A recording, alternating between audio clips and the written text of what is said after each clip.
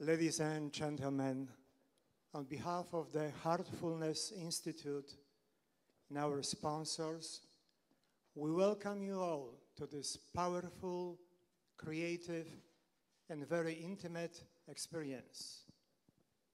My colleague Raj and I, Wes, will be serving you as a stage technicians to make sure that our details are taken care of and you are enjoying your own experience. Both Raj and myself are heartfulness practitioners, and also we are both medical doctors. We welcome you, the advanced practitioners and teachers. We welcome you who just starting on this spiritual path. We also welcome those who just happen to walk by and stopped in. This event is for all of you. Also, in this special day, we extend greetings to all fathers in the audience. Those biological fathers, stepfathers, and those spiritual fathers who, having no children of their own, they help many, many children. Welcome our distinguished guest and musician. In particular, welcome our presenter, Mr. Joshua Pollack, the co-author of the international bestseller, The Heartfulness Way. This book has been included as a gracious gift in your registration.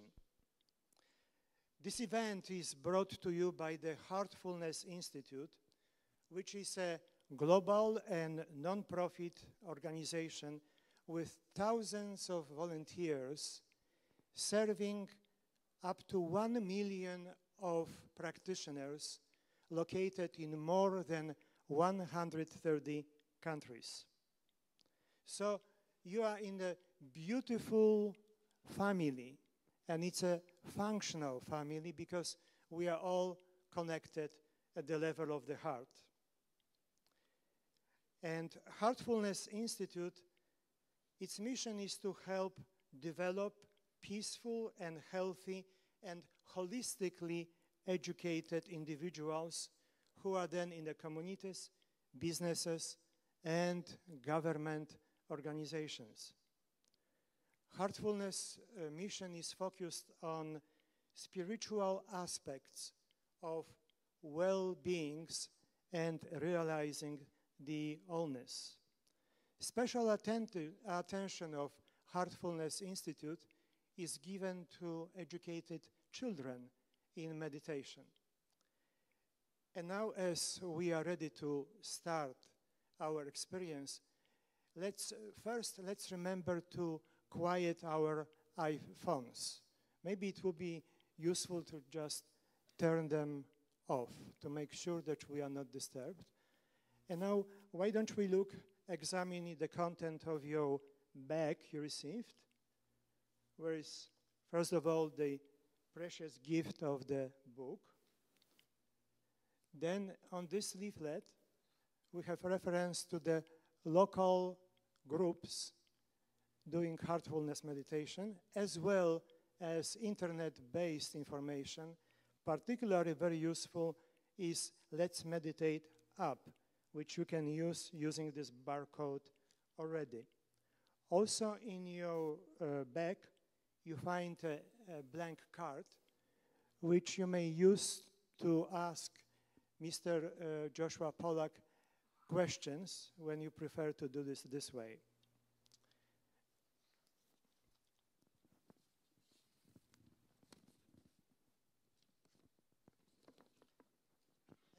And if anything which I am missing, you are always welcome to turn to the volunteers who are marked by wearing name badges.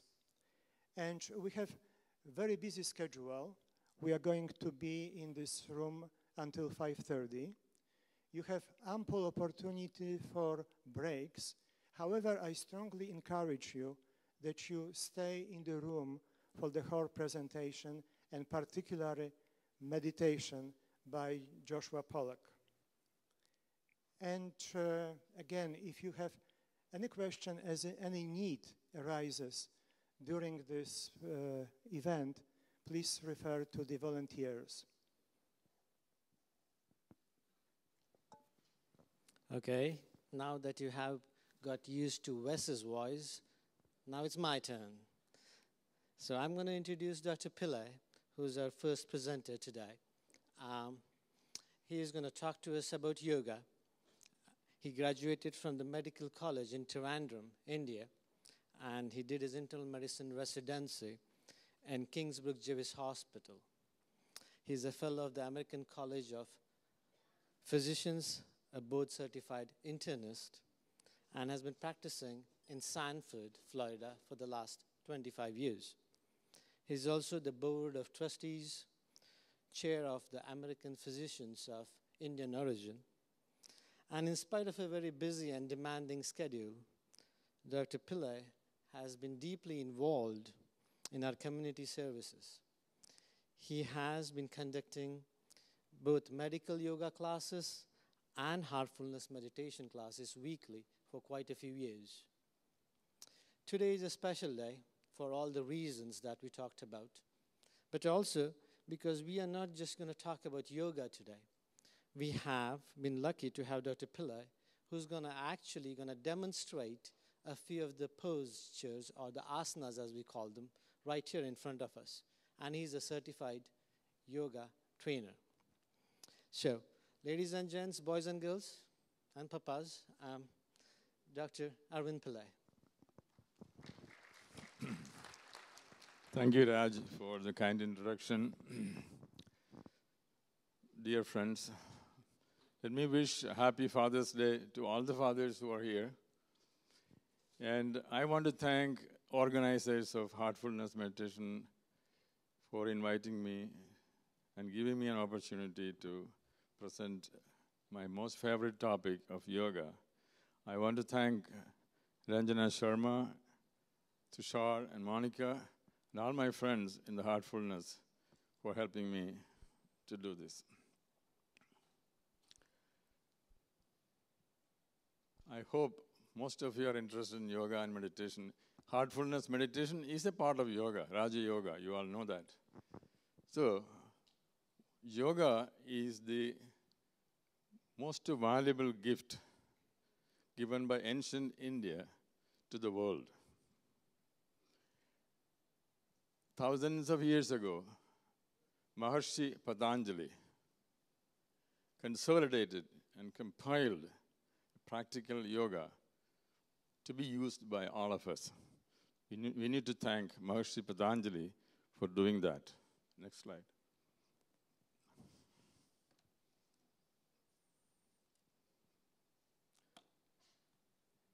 What is yoga? Yoga is not a simple physical exercise. Every breath, every prana, when we do the yoga, connects us, our body, to the mind and eventually to the inner self. Yoga is a profound science. If you faithfully do yoga, it will bring you wellness and complete health. That is why it is called science. Next slide. I think I have to do it myself. Again, Patanjali Maharishi came up with the Ashtanga Yoga, which has 8 branches, 8 limbs. Usually we know about asanas, pranayama, meditation. But there is more to it, like yama, niyama, dharana. So there are several different branches. Patanjali gave us directions, a yogi, what yogi should eat, what yogi should not eat, how we should live in this world, how we should interact with the other people. So everything is clearly written in that Ashtanga Yoga.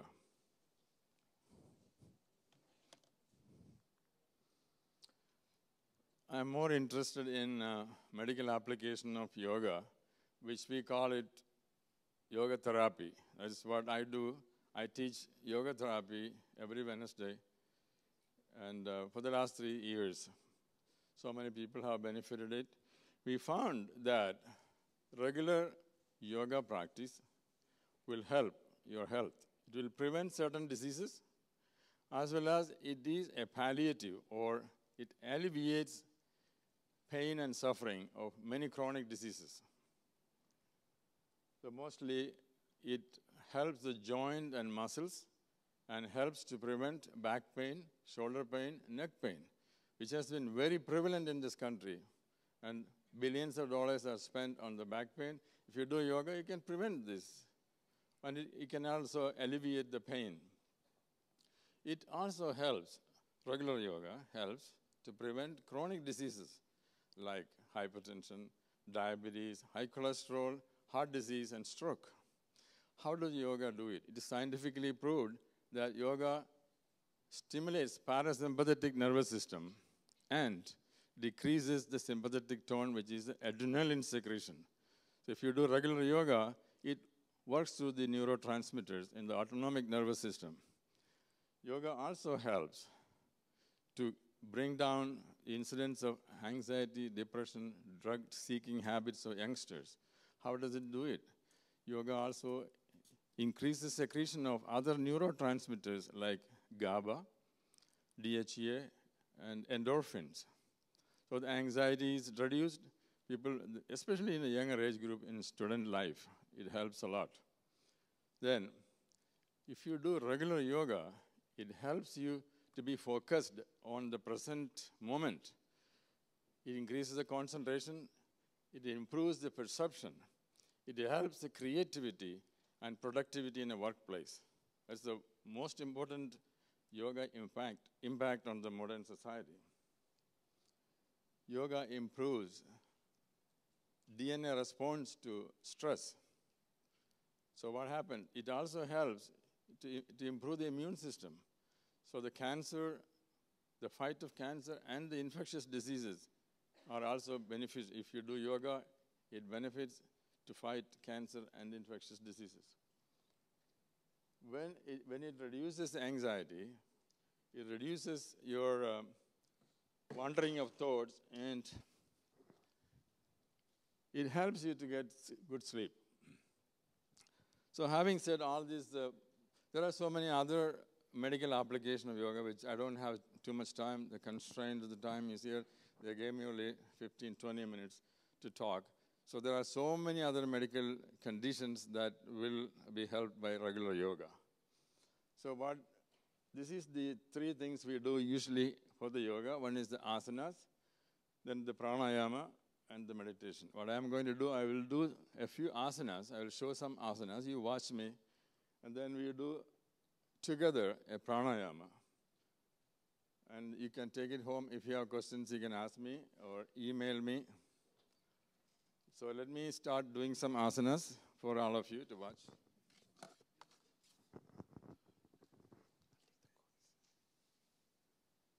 So you have to take your jacket off and have a simple dress.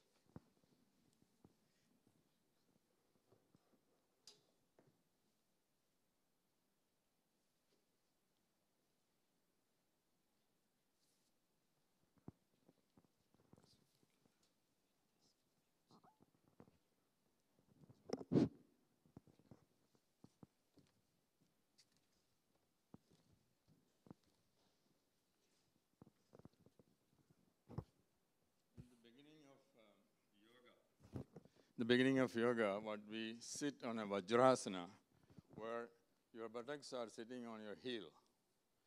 And sitting like this, we do a prayer. After the prayer, we do this yoga mudra. That's what I'm going to show. The first thing is the yoga mudra.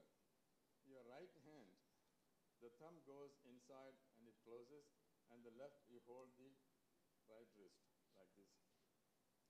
What I do is, I bring my forehead down and touches the floor like this.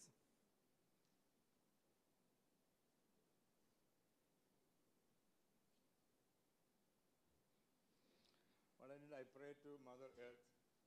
What I finished my praying, Mother Earth, I take a deep breath and come up. this. Can you hear in the back? I think so. Yeah, I can hear. So take a deep breath and come up. I will come up to the maximum extent so I can see the ceiling. So when you do this, hold your breath for a few seconds and come down and breathe out. And inhale again. Extend your body to the maximum. Hold your breath for 10 seconds. Breathe out, come down.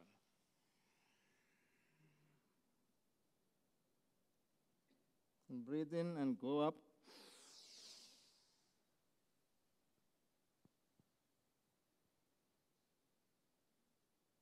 Breathe out, go down.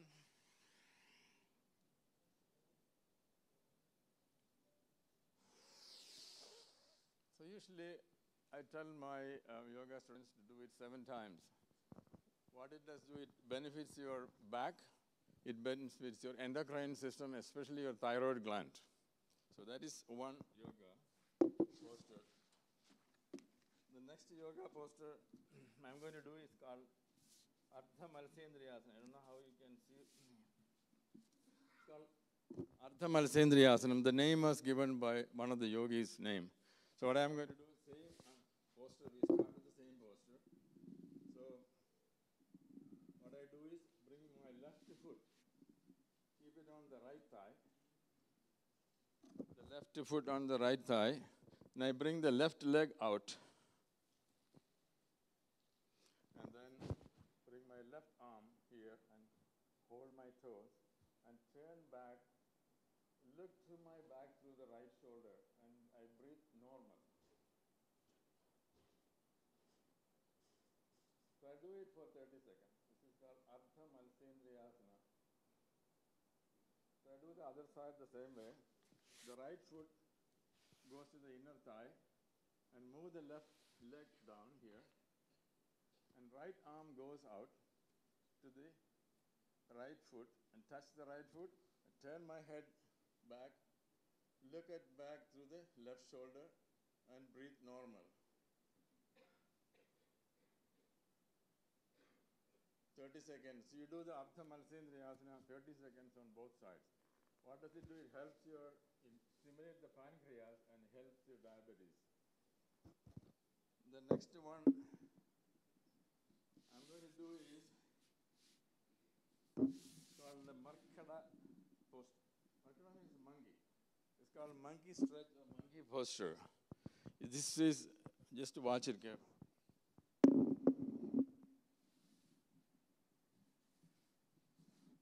Lying on my back,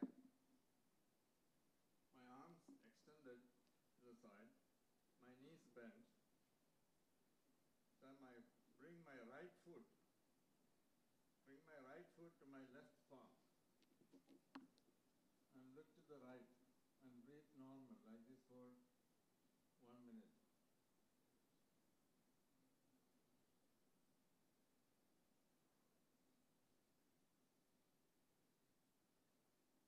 I do the other side, same thing. I bring the left foot to the right palm and look to my left.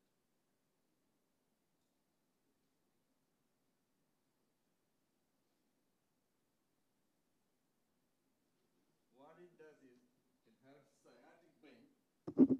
It helps the sciatic pain and it helps the hip joint.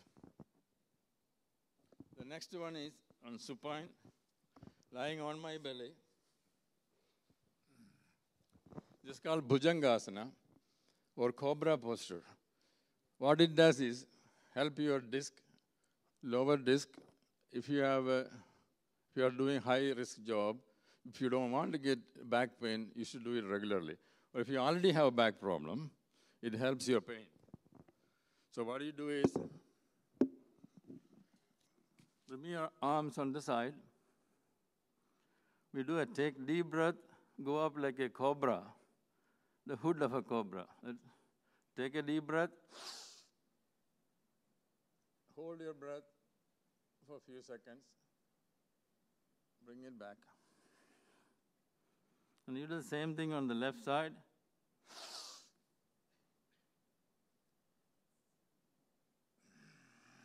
breathe out.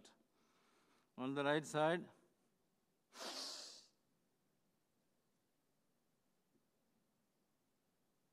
breathe out.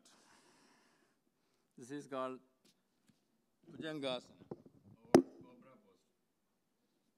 The next posture for the back pain is called Dhanushasana or bow posture. So you lift upper and lower part of the body up and like a bow or a dhanush. That is the ultimate exercise, yoga exercise for the back problem.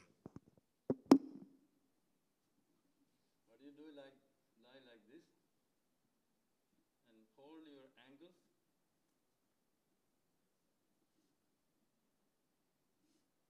You take a deep breath and go up.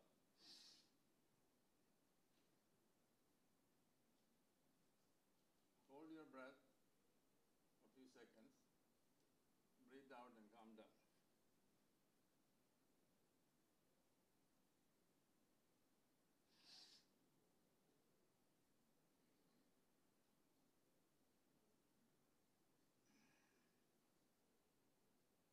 One more.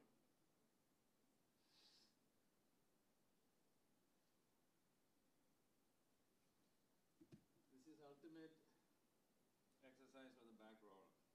You will see immediate relief. I think this is all the asanas I can give you. If I had time, I could show you more. And the next one is we're going to do a pranayama. It's too much light. We can do the pranayama. Everybody can sit in the chair and do it. What we do,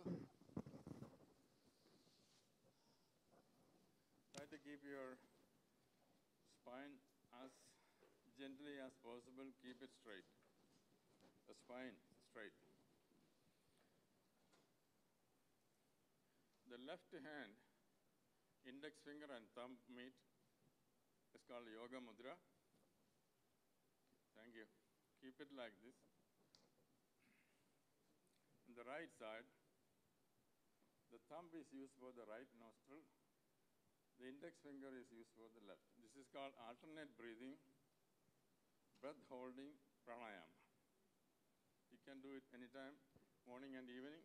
It's useful for so many different ailments. Will be explained later. So sit like this. These two fingers, and this is straight.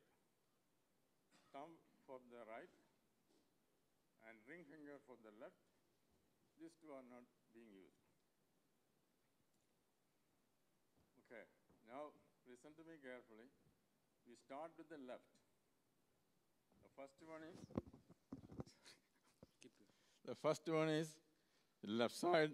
Take a deep breath to the left side. Hold the breath and close the left nostril. Hold the breath for 10 seconds. Breathe out to the right. Hold it and breathe in through the right. Close it with the thumb. Keep it for 10 seconds and breathe out to the left. That's the technique. So let us start. So, we are ready. Now breathe out to the left.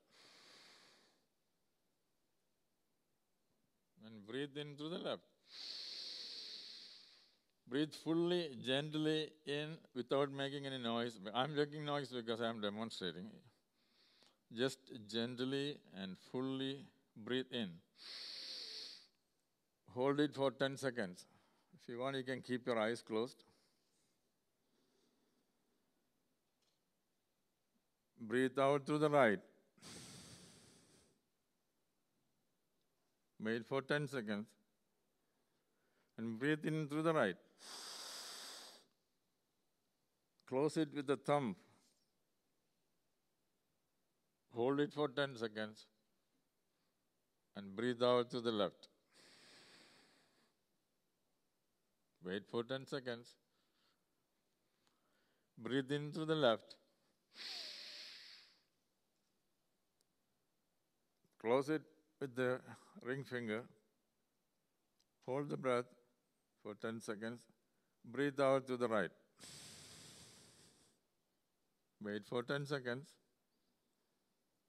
Breathe in through the right. Hold the right nostril with the thumb. After 10 seconds, breathe out to the left.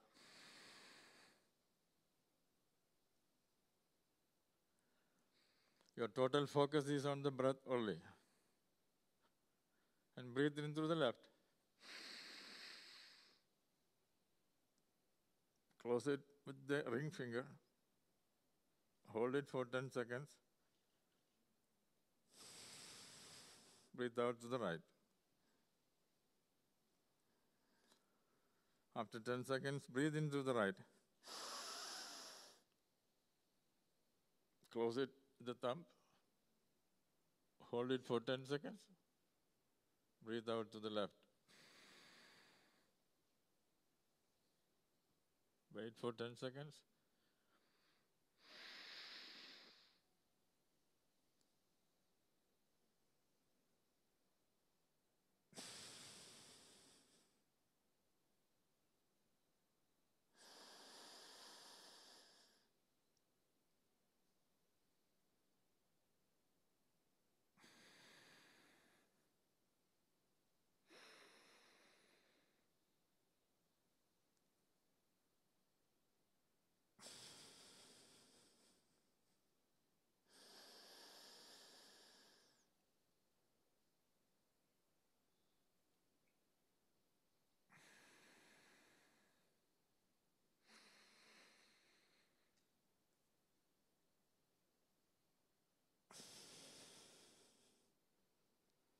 This way you continue for 5 minutes.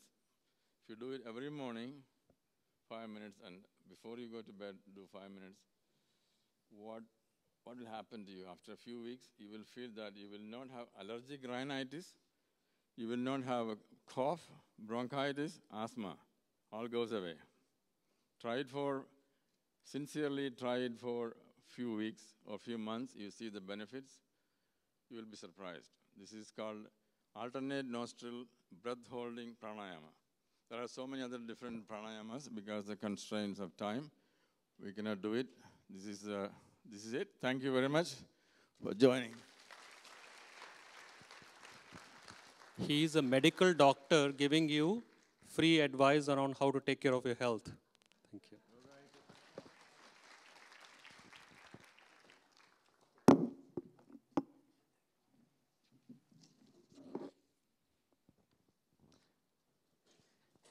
I did tell you guys it was going to be an amazing day, isn't it? Just looking at those postures made me thirsty. I had to go and drink some water, but amazing. Thank you, Dr. Pillai, again for, he's quite busy actually, really busy, so we really appreciate him being here. Our next, we have a 20-second, 30-second break because we need just a couple of pictures of the audience. Just to prove to someone that we're here. So I guess they'll be coming up. So let's see some teeth there.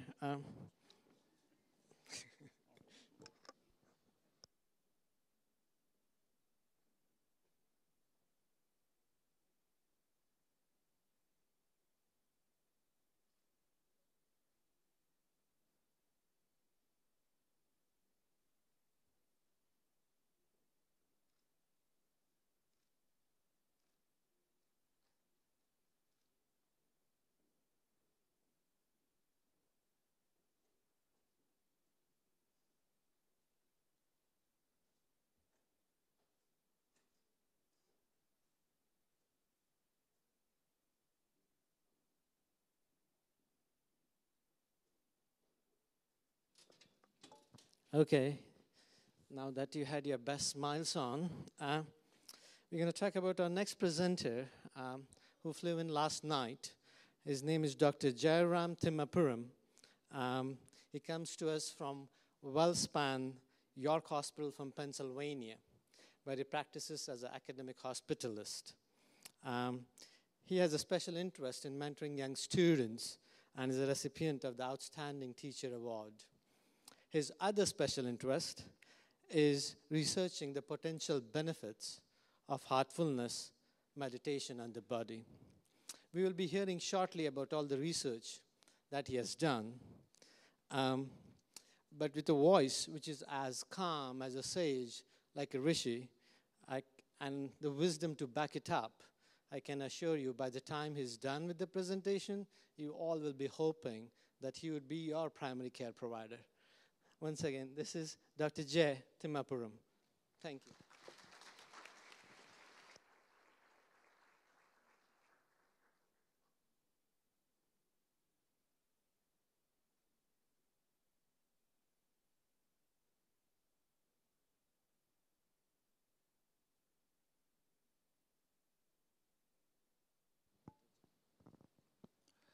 Good afternoon, everyone. So whatever Dr. Pillai had shown earlier on, we're going to do it now. Don't worry about it.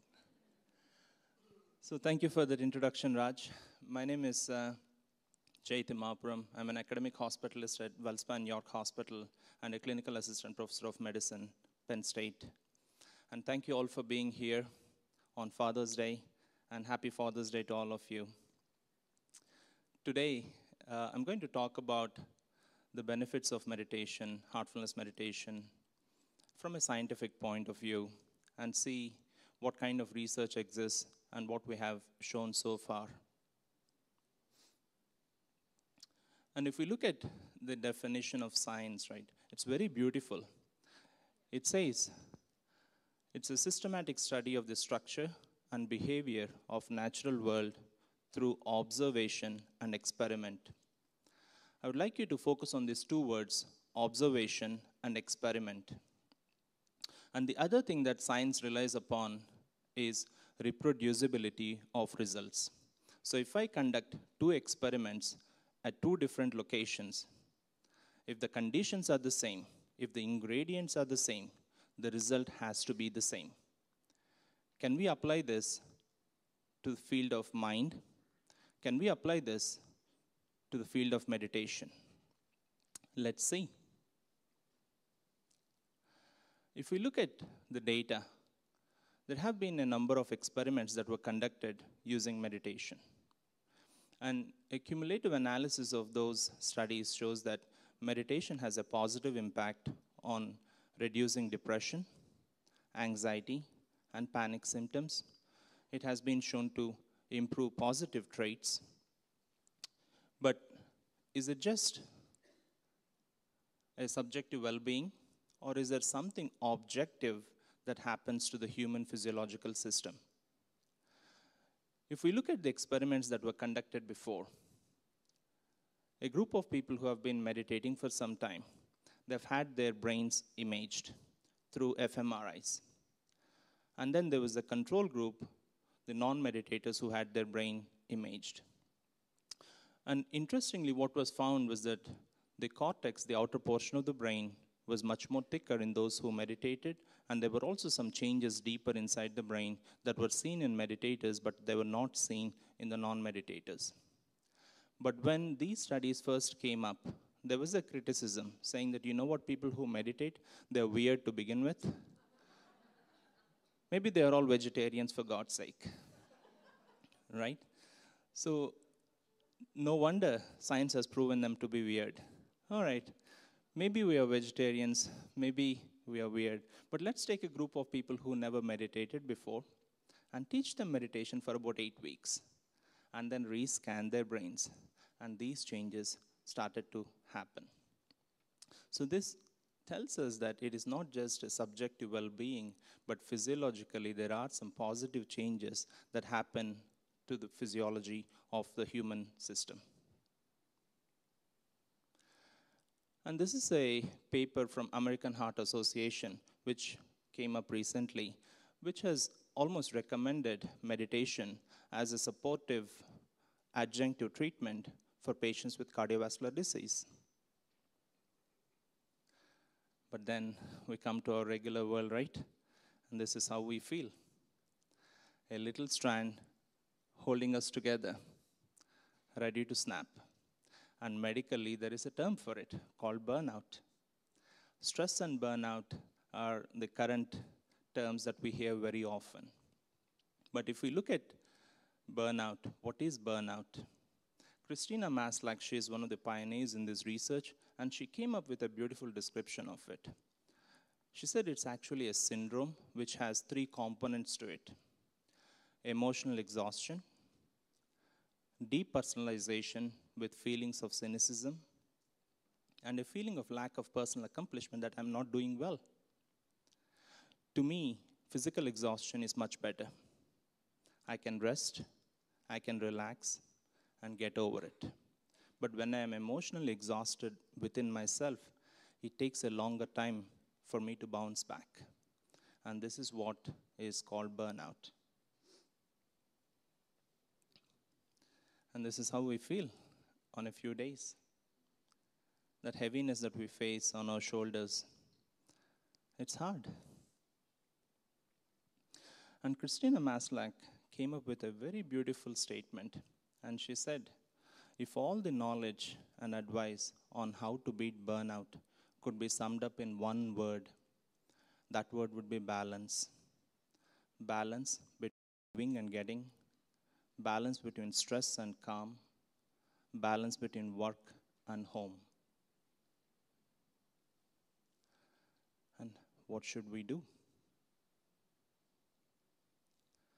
Maybe we should learn to meditate. That's my son, Rohan.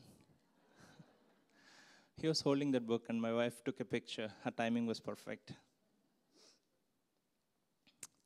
And we talked a little bit about the brain, right? Now let's talk a little bit about what happens to the brain waves.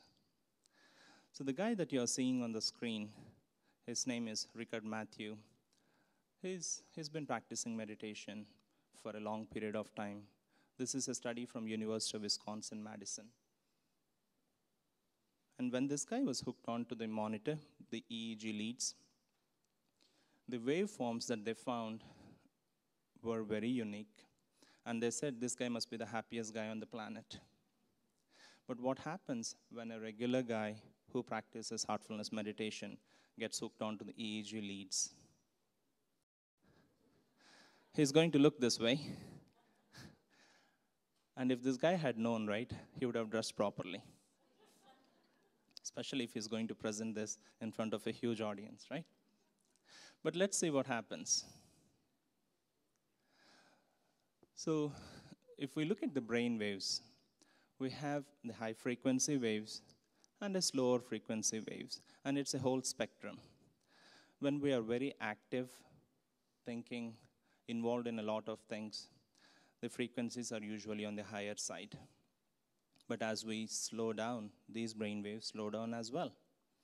And as soon as this guy started meditating, his brain waves went into a slightly slower rhythm called the alpha rhythm, and there was an accentuation, which means the amplitude was much higher. And then it moved into stage 1 sleep pattern, which is the theta waves, which is slightly slower waveform. And interestingly, it moved into stage 2 sleep pattern with the theta waves and the K complexes, and then even the delta waves, which is the stage 3 sleep pattern. And the reason I bring this up is when we meditate and our brain waves slow down, it produces a deeper relaxation. The delta waves is what we find in the deepest stage of sleep, or stage 3 sleep. Normally when we go to bed at night, we're lying down on the bed, and there is a stage where we feel we're trying to fall asleep, and then a lighter sleep, which is stage 1, a deeper sleep, stage 2, and the deepest sleep, which is stage 3. This is when we wake up in the morning, we feel refreshed and ready to face the day. And if we look at a normal sleep cycle, it takes about 60 to 90 minutes to get into the stage 3 pattern, sometimes up to 120 minutes. But when this guy was meditating, he was in stage 3 sleep pattern within 15 minutes. So if our brain can get into that deepest state of relaxation, the deepest state of rest, within a short period of time, when we come out of it, don't you think we feel refreshed, relaxed, ready to face the day, and don't you think we are a little bit more kinder? It doesn't take a genius to figure it out. And the analogy that comes to my mind when I look at these brain waves, sometimes when we are busy with our day-to-day lives, there is so much noise that keeps happening around us, and all we hear is the noise of life. And it can be very similar to the surface of a raging ocean. And all that we hear is that noise. But if we can take some time and develop the ability to go a little bit deeper within ourselves, maybe we find that inner stillness. Maybe there is some inner beauty. And this is something that we can all experience by developing the ability to dive a little bit deeper within ourselves. And to me, meditation is one of the ways where we can dive deeper within ourselves to experience the deepest state of rest possible. And there are many ways of approach. The one that I am familiar with is heartfulness meditation. And what is heartfulness? It's very beautifully defined. If we look at our life, it's led by feelings and inspirations. And if there is a way we can listen to those feelings and capture the inspirations that come from within, maybe we can master our lives. And this whole exercise of fine-tuning the heart with the mind is what heartfulness offers. All right, is there data, right? In our hospital, we use this meditation practice for physicians and nurses. We offered this for 12 weeks. And we wanted to find out what this meditation does to their burnout, emotional wellness, and what is called a telomere length. And I'll come to it when we come to that slide. So what did we offer? We offered the practice in a very simple way. What we told our participants was that if we look at our day, it does not start at the break of dawn. It starts the night before. The way we prepare for the day matters a lot. So instead of thinking about what has happened or what's going to happen, if we can settle down for a few minutes before we go to sleep, meditate for a few minutes, and go to bed, hopefully that produces a deeper and relaxed state of sleep. When we wake up in the morning, we feel a little bit more refreshed. And if we can utilize that opportunity of that refreshed state by meditating in the morning for whatever time we can, consolidate that state of calmness, hopefully that calmness can help us get through our day with its ups and downs in a reasonably serene way. And that is the role of morning meditation. And one more thing that we offered our participants is an aspect of evening, getting the stresses and strains out of the system. We called it evening practice. When I go home from work, carrying those stresses and strains with me, when my kids, my wife, they come, they want to talk to me. With those stresses and strains within me, sometimes my interactions may not be very pleasant. If there is a way I can get those stresses and strains out of the system, it can help me interact with my friends and family members in a much better way. And this is what I do when I go home. I go to my room, my man cave, my dungeon, whatever you want to call it. I sit down, close my eyes, and make a suggestion that all the stresses and strains, the complexities and impurities are vaporizing in the form of smoke from the back, top down to the tailbone, the shoulder blades, the entire back. And I sit with this idea for about 15 minutes or so, at the end of which I feel a little bit lighter. And when I feel lighter, I make this suggestion that I'm actually being filled up with this lightness oozing out through each and every cell of my being. And then interact with my friends, my family members. It's a much better interaction. On top of that, we also offered group meditation sessions on a weekly basis, which offers a similar effect like a gym effect. And if we have a trainer, it has a trainer effect as well. Now, after 12 weeks, what did we find? So as I mentioned, burnout to be a component, it has 3 components, right? Emotional exhaustion, depersonalization, and personal accomplishment. And after 12 weeks, this is what we found. In the group that meditated, there was a statistically significant decrease of emotional exhaustion and depersonalization. And there was a statistically significant increase of personal accomplishment. And if we look at the group that did not meditate, we did not find those changes. And we also measured emotional wellness. And emotional wellness had 2 aspects to it: positive attributes and negative attributes. And if we look at the results of the emotional wellness, this is what we found. In the positive attributes section, concentration, calmness, clarity of goal, harmony, sleep, joy, positive thinking, self-confidence, honesty to oneself, all of them improved with statistical significance with no changes in the control group. And when we look at the negative attributes, this is what we found. Anger, stress, anxiety, fear, irritability, jealousy, addiction, apathy, cynicism, and impulsiveness decreased with statistical significance with no changes in the control group. And this brings us to the telomere aspect of our study. What are these telomeres? We all have our cells, our nuclei, our chromosomes, right? And at the tip of our DNA, of our chromosomes, there is a cap-like structure, the protective structure similar to the plastic bits on our shoelaces. It's called telomere. In general, the longer the telomere, the longer we're going to live, or it indicates good state of health. And after 12 weeks, we measured the telomere length in both the groups, the group that meditated and the group that did not meditate. Let's see what the results showed.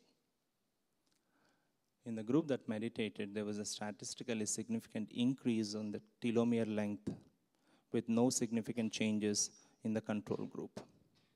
To me, this was very pleasantly surprising. Now, the other study that we did in our hospital is we offered Heartfulness Conference to physicians, APCs. And after 2 months after the conference, we measured the burnout scores. And just by attending the conference, what we found was that there was a significant decrease of emotional exhaustion in the group that attended the conference versus those who did not attend the conference. The non-conference attendees were asked to read a book on wellness. Though we were unable to track it, but it shows that attending a wellness conference itself has some benefits. And I love this slide. It's on sleep. How many of you think you sleep really well? Good. And how many of you think you have some trouble with sleep? Okay. This is the general response that I get when I ask about sleep. This is one aspect where an improvement can help us a lot. So what we offered in our hospital is those with insomnia or sleep problems, we offered heartfulness meditation practice for 8 weeks. And we measured insomnia severity scores at the beginning of the study and towards the end. And after 8 weeks, what we found was that the insomnia scores almost halved from around 20.9 to 10.4. which was a significant decrease, and the result, of course, was statistically significant. We recently presented it at the National Sleep Meeting in Baltimore. Interestingly, from what I gather from the patients who participated in the study, those who were able to sleep for maybe 3 hours said they were able to sleep for 7 or 8 hours. And for some, their dreams have come back. And for some, they were able to come off their sleeping pills. As a physician, it made me very happy that there is something that can be done which can actually help us in our sleep, and not only that, improve an overall wellness. And this is my concluding slide. To me, meditation is a life skill. In the morning, when we wake up, it can help us charge our batteries. Towards the end of the day, it can help us wipe the windshield, have a little bit more clear vision. And it also helps us develop this ability to pause and help us bring out the best from within ourselves. And to me, it helps us attain an optimal state of functioning. And it is very simple. When we are at our best, we perform the best.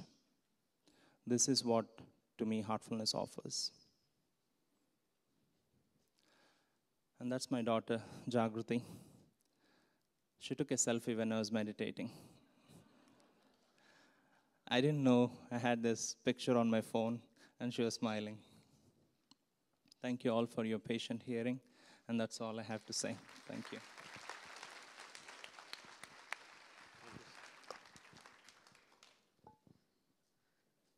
I told you, didn't I? His voice, calm. Thank you, Dr. J. Thank you so much. Moving on, I'm going to pass it on to Wes again, who's going to take forward this program. He's going to introduce our next speaker and take it from there. Dr. Wes. We are grateful to Dr. Pillai and Dr. J for this amazingly important information. Now, we may be ready to move from the physical body to take off our electrodes from our brain and move just a few inches to the center of us, to the energy of heart. And for that, we will be led by our esteemed guest, next presenter, co-author of the bestseller, The Heartfulness Path, Mr. Joshua Pollack, who is so gracious to visit us in his long 2-month book trip, where he's already visited 5 cities in America, and before he traveled and presented to 22 cities in India. Last night he arrived at 1 o'clock from Chicago, and tomorrow we'll be departing for another exciting trip of 1.5 hours to Oxford. And Mr. Joshua Pollack will talk about his book in the kind of conversational format. Then he will lead us into heartfulness meditation, and then he will open the floor to your questions. Joshua is the co-author of Heartfulness Way, the international bestseller written together with Mr. Kamlesh D. Patel, popularly known as Daji. He is the worldwide leader of the Heartfulness Institute. Joshua is a practitioner, trainer, as a Sikh after public speaker. He has been sharing his knowledge and passion for heartfulness with the audience in places like Commonwealth Club of California, Amazon, Microsoft, Oracle, AT&T, just mention a few. Joshua also offers still private consultation and leading in heartfulness meditation. While being a powerful teacher and creative writer, Joshua is also like one of us in this room, a dedicated, humble, spiritual aspirant of the Heartfulness Way. His amazing professional and personal achievements coexist, or maybe they are manifestation of his outstanding, continued curiosity on his seeker's journey. Besides his passion for heartfulness, Joshua is an accomplished classical violinist, whose training includes Bachelor of Musical Arts degree from Indiana University and 2 master's degree from Guildhall School of Music and Drama in London.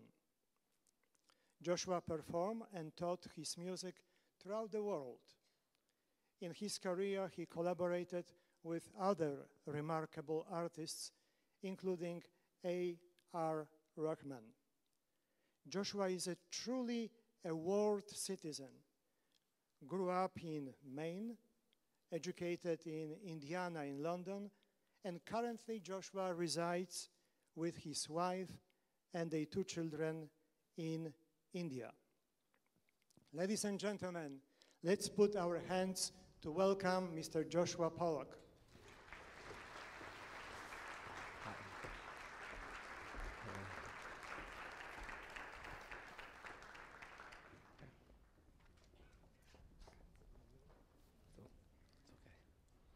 Joshua, we're so grateful that you visit us on this pretty arduous trip. It's okay so far. Thank you very Good much. so far. And it feels like being in good energy. Can you already feel it? And no, it's okay. So we decided to keep in the conversational way. And as you remember, after that, Joshua will lead us into heartfulness meditation. And then we open the floor to your questions. So if you don't mind, Joshua, I'll ask my first question. Okay? Please. Your writing is praised for its practicality and simplicity in explaining potentially complex topics of meditation and spirituality. How are you managed to be so clear that your book serves those advanced practitioners, those who are just starting, and equally those who are just happen to be interested in it? So I want to thank him for that really generous introduction and also for this generous question. But I have to shift the credit here because this book, The Heartfulness Way, is actually a book of dialogues. Dialogues between myself and my guide, Kamlesh Patel.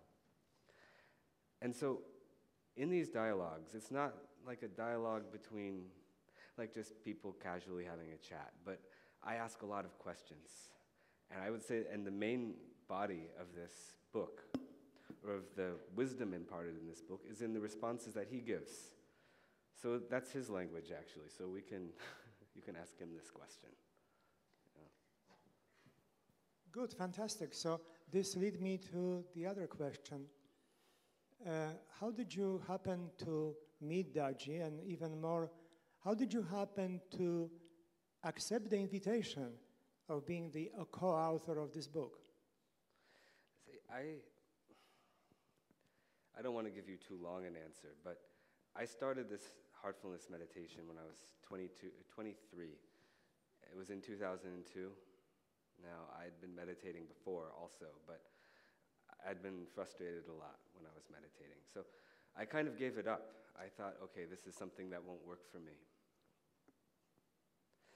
Now, I started this because I was briefly living in Cleveland, Ohio, and I was just walking down the street to the Italian deli. And I saw somebody outside, and I got in a chat with them, just on the street. And in the course of conversation, turned out that this person meditated. And since I'd done a little meditation, I asked a few questions. I wanted to find out what this was all about, and it was heartfulness. So I thought, okay, let me just try this. You know, my little sister had actually just died in a car accident about a week earlier. So those kinds of times in life, you're maybe, I think, more prone to do something you wouldn't normally do. And for me, this is, even though I'd meditated before, it was, at this point, something I wasn't intending to do, because I thought, okay, I've been through all this before, and I kind of came up empty. But perhaps because of my emotional state, I don't know why, but I said, let me try this. And then in that first experience I had, it was such an amazing experience that I wanted to try it again and again. Now it's been 15, 16 years, and I'm still looking forward to the next meditation. So somewhere along the way, I ran into Kamlesh Patel. At this point, you know, when he was introducing me, he mentioned him. He said he's the, you know, sort of global guide of this heartfulness system. He's the, you could say, the custodian of this practice, you know. Now, he wasn't at that time. He wasn't yet. It was his predecessor was there. There's a lineage. There's a lineage of 4 guides. It's been going on since the turn of the 20th century. So he wasn't yet in that role. He had no idea that he would be in that role. So he was like an elder brother kind of on the path. And just by chance, because, you know, I moved to India for work, and we happened to live in the same apartment block also. I got to know his son, we became friends, and because of that, I ended up getting to know him. So some years later, you know, his predecessor announced that, okay, Kamlesh Patel will be my successor in this lineage. He didn't inform him first before publicly announcing this also. He just announced it, so there he is. He was planning to retire. He's been a pharmacist his whole life, actually. But now he has this role. So when, you know, so sometime, now he, you know, his predecessor passed away in 2014. His name was Charji, by the way. Now, and in 2015, in August, he called me up one day and he said, I'd like you to write a book about meditation. So what was this? How did I come to say yes? It was just that easy. I said, okay. And so it started. But I didn't know. I thought, what am I going to... You see, people often ask me, oh, why did he ask you to write this? I'm not convinced he didn't ask 20 other people. But somehow I had the time, and somehow I did it. So it ended up happening. And I also didn't feel completely... I felt a little embarrassed to be asked to do it, too, because he was there after all.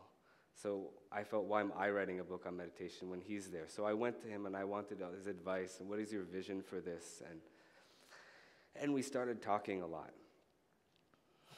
And these talks, questions and answers, it became the book in the end.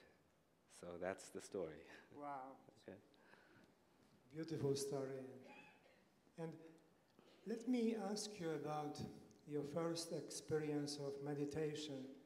It actually moved my heart when I read that you felt like being yanked out of eternity. You almost... But that was after it was finished. The actual experience of meditation was something I was just lost. But afterwards, I was sitting with a trainer, heartfulness trainer, and they said, they finished this session, they said, that's all. And it was like a jolt. And all of a sudden, I came back to, you know, real life. I was in real life before that. I came back to this, you know.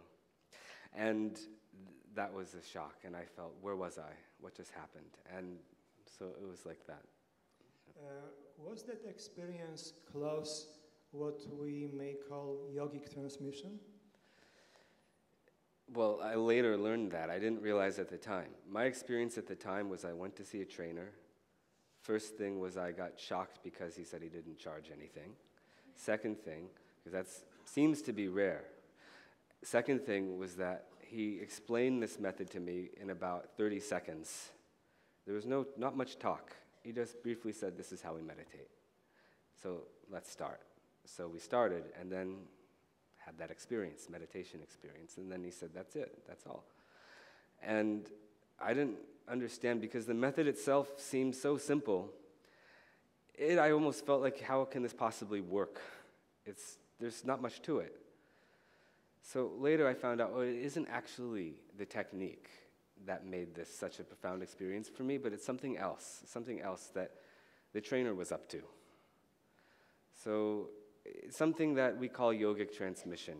And it's a very mysterious thing. It's sounding, but it's like one of those things where if you're going to describe this, you're trying to tell somebody about a wonderful, like a mango, or some fruit that they've never, some more exotic fruit that they've never tried in their life, and you try to explain every aspect of its taste and its consistency and everything to them. But no matter how poetic you are, it's simply not going to work. They have to taste it for themselves. So transmission is like that. You meditate with somebody who can impart transmission, then you get it. But until then, it's some kind of philosophy or something that you have to, you find that you have to either believe in or doubt, and it won't be convincing till you experience it. But yet is a feature of this heartfulness approach to meditation, this heartfulness way. Maybe we can explain it. We'll have an experience of it today. Maybe afterwards we can talk about it a little bit more, what it actually is. If you don't mind, let's move to another main feature of heartfulness meditation, which is cleaning. I understand and I experience myself that it can clean many undesired emotional remnants in me. Does it mean that there is capacity for cleaning, practicing, to actually reset my dysfunctional beliefs, attitudes, almost in scientific terms, to rewire my brain and my mind to be aligned with my divine spiritual self? Cleaning. So the Heartfulness Way, this consists not just meditation. There's a few practices. It's a very simple set of practices, but there's a few of them. And one of them is meditation. Next one is cleaning. Cleaning isn't some kind of ritual bathing. Let's just be clear on that. Cleaning is an inner cleaning. A cleaning of what? Cleaning of the subconscious.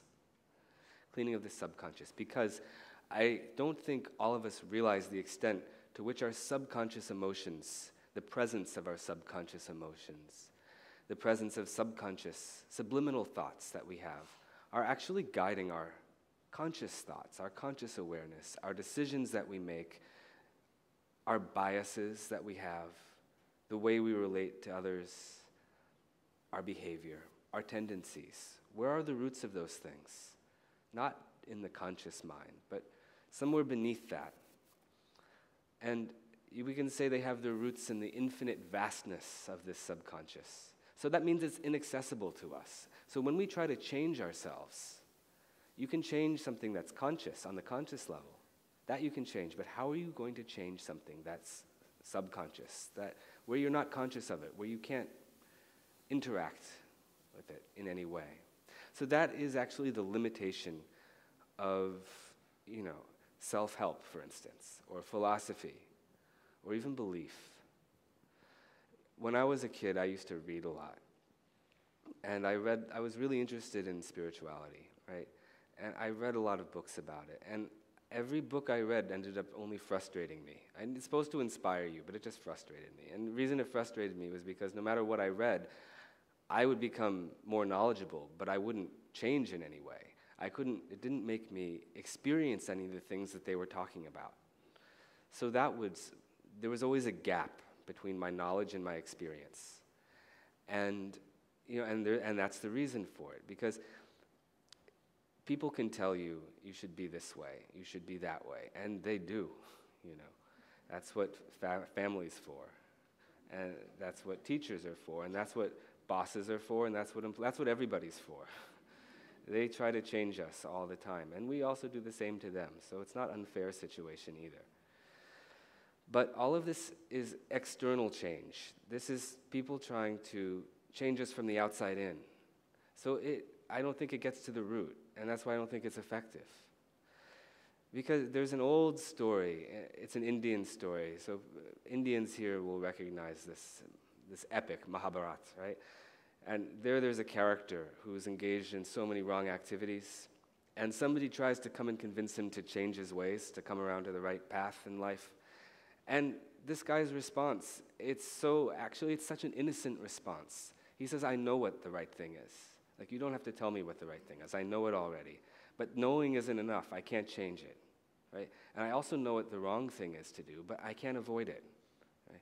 And so we struggle in life. All of us struggle in life like that because we know, but knowledge isn't enough. Something else from inside.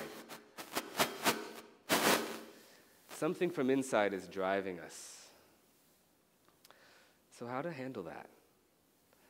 So therefore, we need an approach. If we want to change ourselves, if we want to better ourselves, we need an approach that is going to, I don't know if this is me or what. There's an antenna here somewhere. We need an approach which works at deeper levels. Not just at the conscious level, but at the subconscious level. And not just at the subconscious level, but in a total way. That's what a good meditation practice can achieve. It works directly upon those aspects of us which are inaccessible to conscious manipulation. So therefore, this cleaning method, that's where we remove these roots of these tendencies, of these emotions, of all sorts of things that are there inside. And how do they get there also? How do they get there?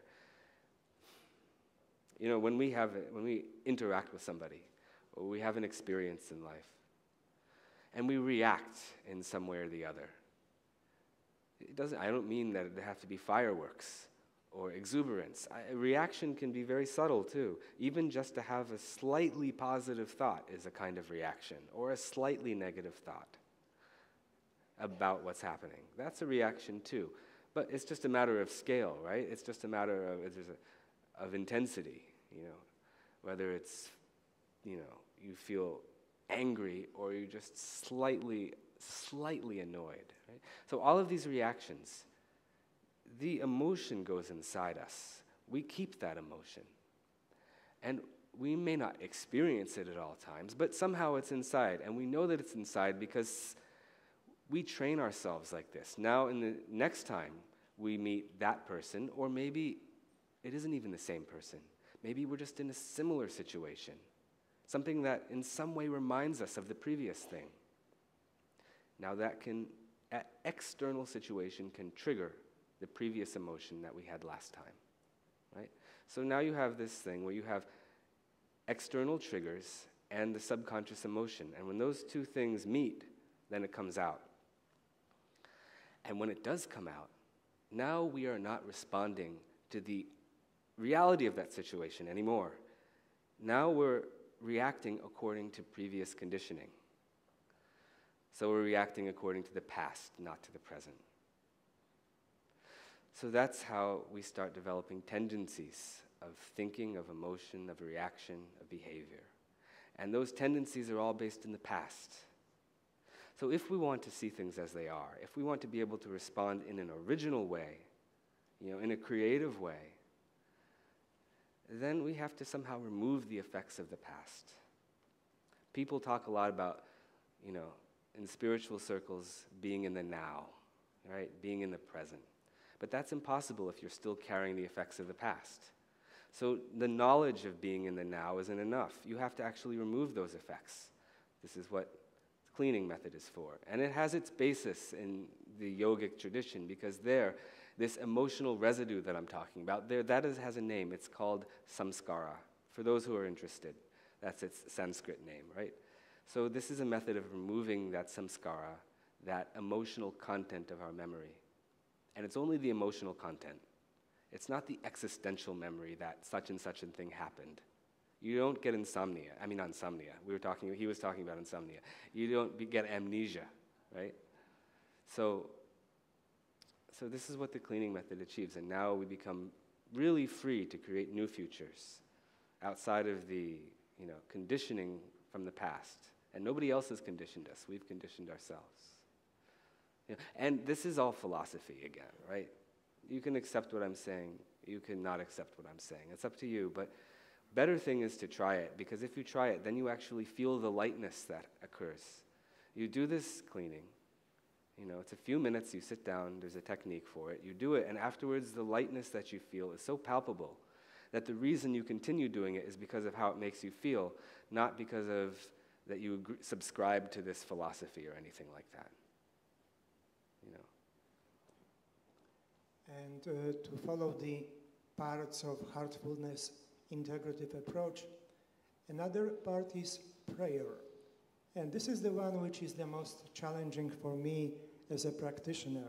First, how to practice that without being pulled back in my traditions of praying based on my culture or family. And the second question, even more important, how to practice prayer in such a way that will turn into prayerfulness. There's nothing wrong with the traditions that we come from. People here have their own religious background. I mean, almost everybody. Less and less these days, of course, but a lot of people at least are born into some kind of religion. And our philosophy here is stay in that religion. There's no need to abandon the religion. There's no need to say, okay, now I'm just going to meditate and forget where I came from.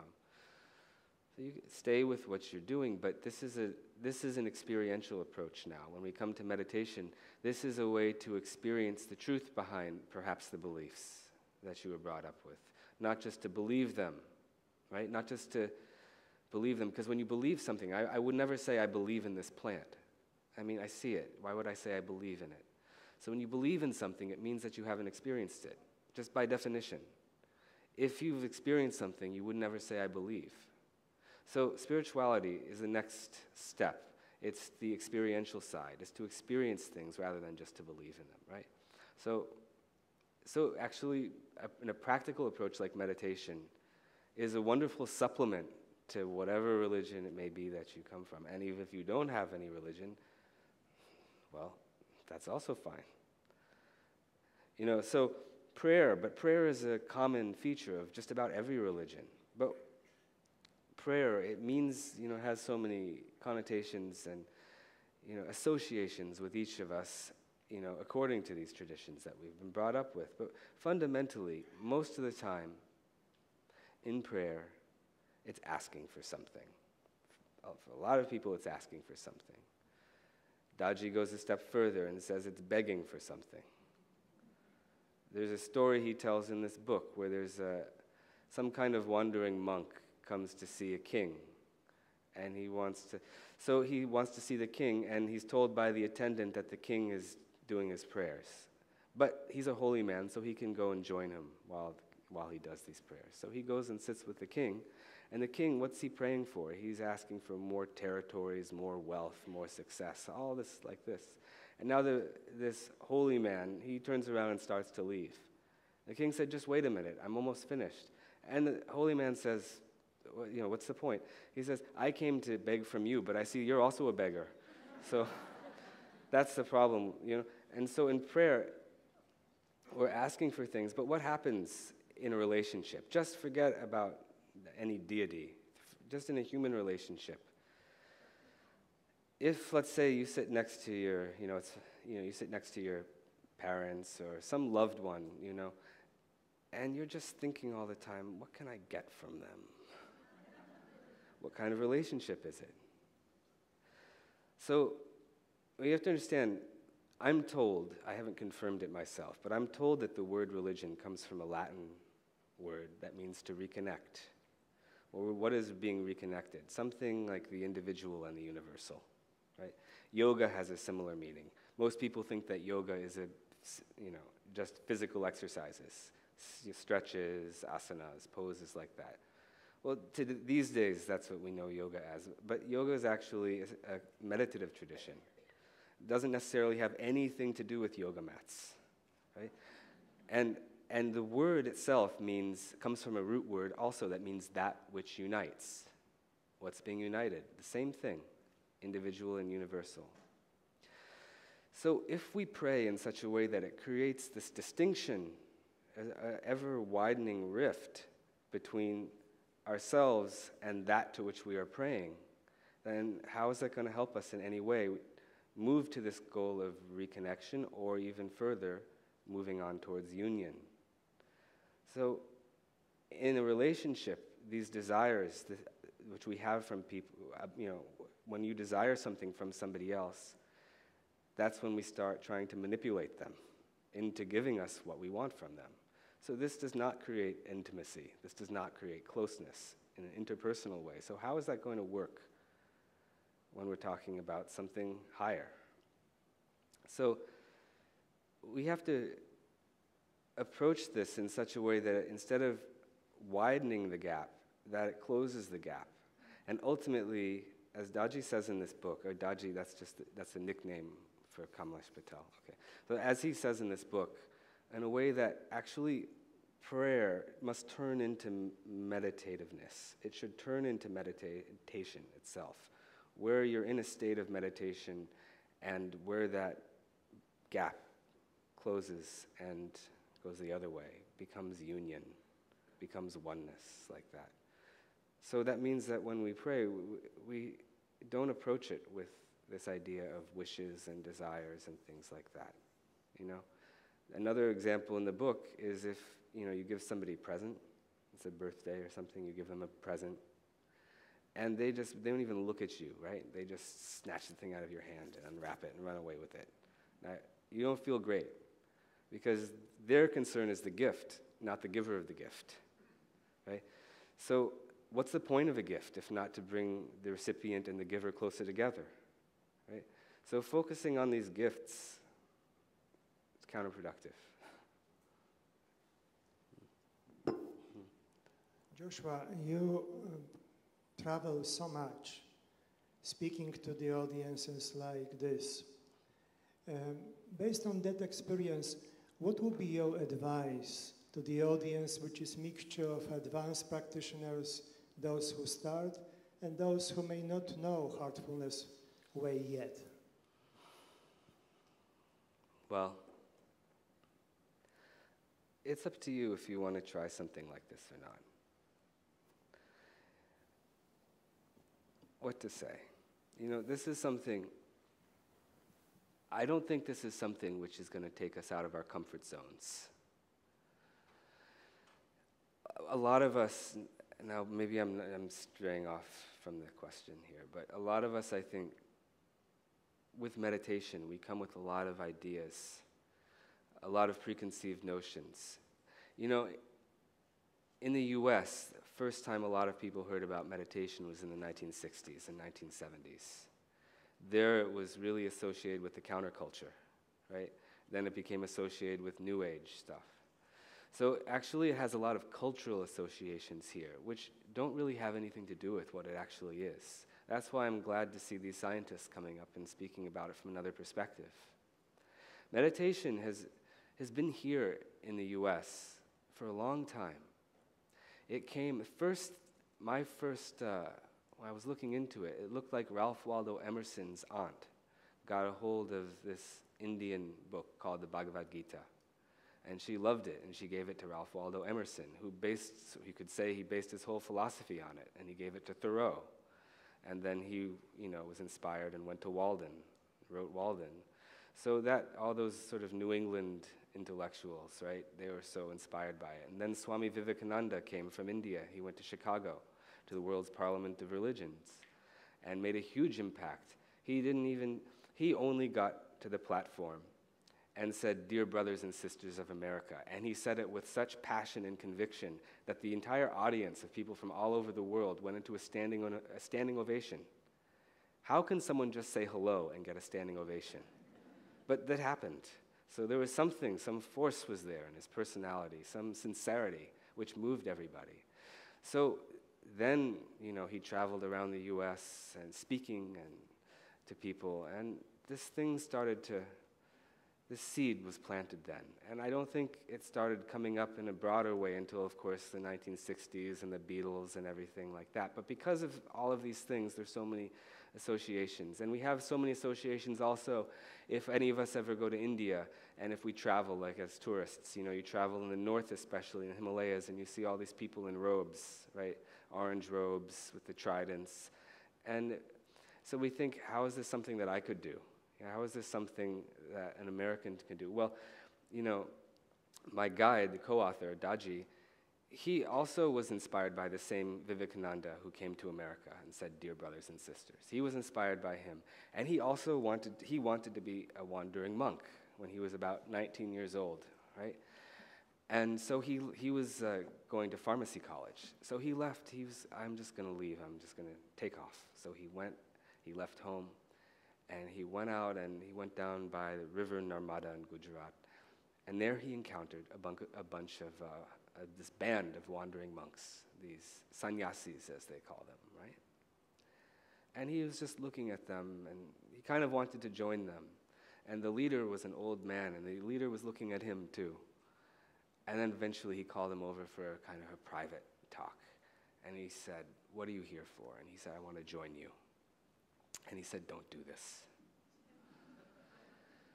And he meant it, because as Daji described it to me, he said that this gentleman said that he'd left his home, he'd left his wife, he'd left his children.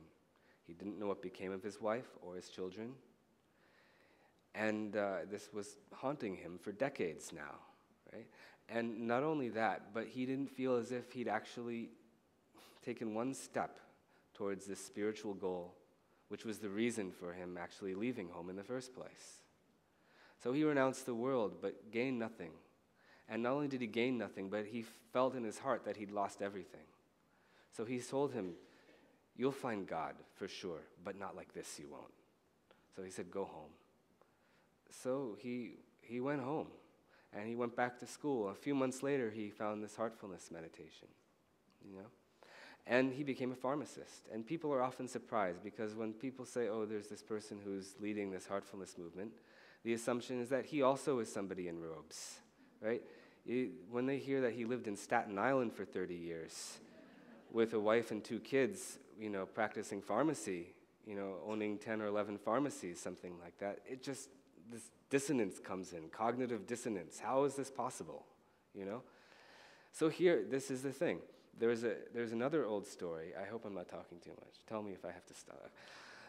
There's another old story, an Indian story, about one emperor, one Maharaja named Janak. Now here, he's a unique example, because he was not only an emperor, but he was also a great yogi, right? He was a spiritual person.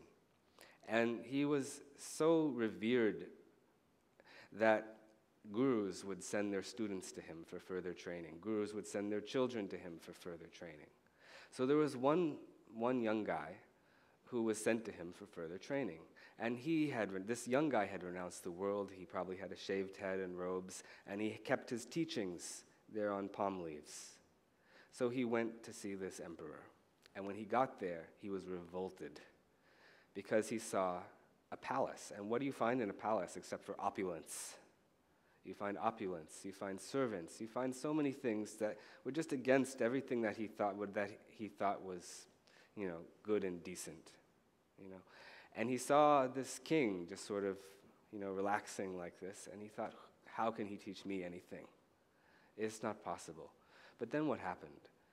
Some messenger came in and announced that there was a fire somewhere in the kingdom. So this king, Janak, seemed unmoved. He didn't seem concerned.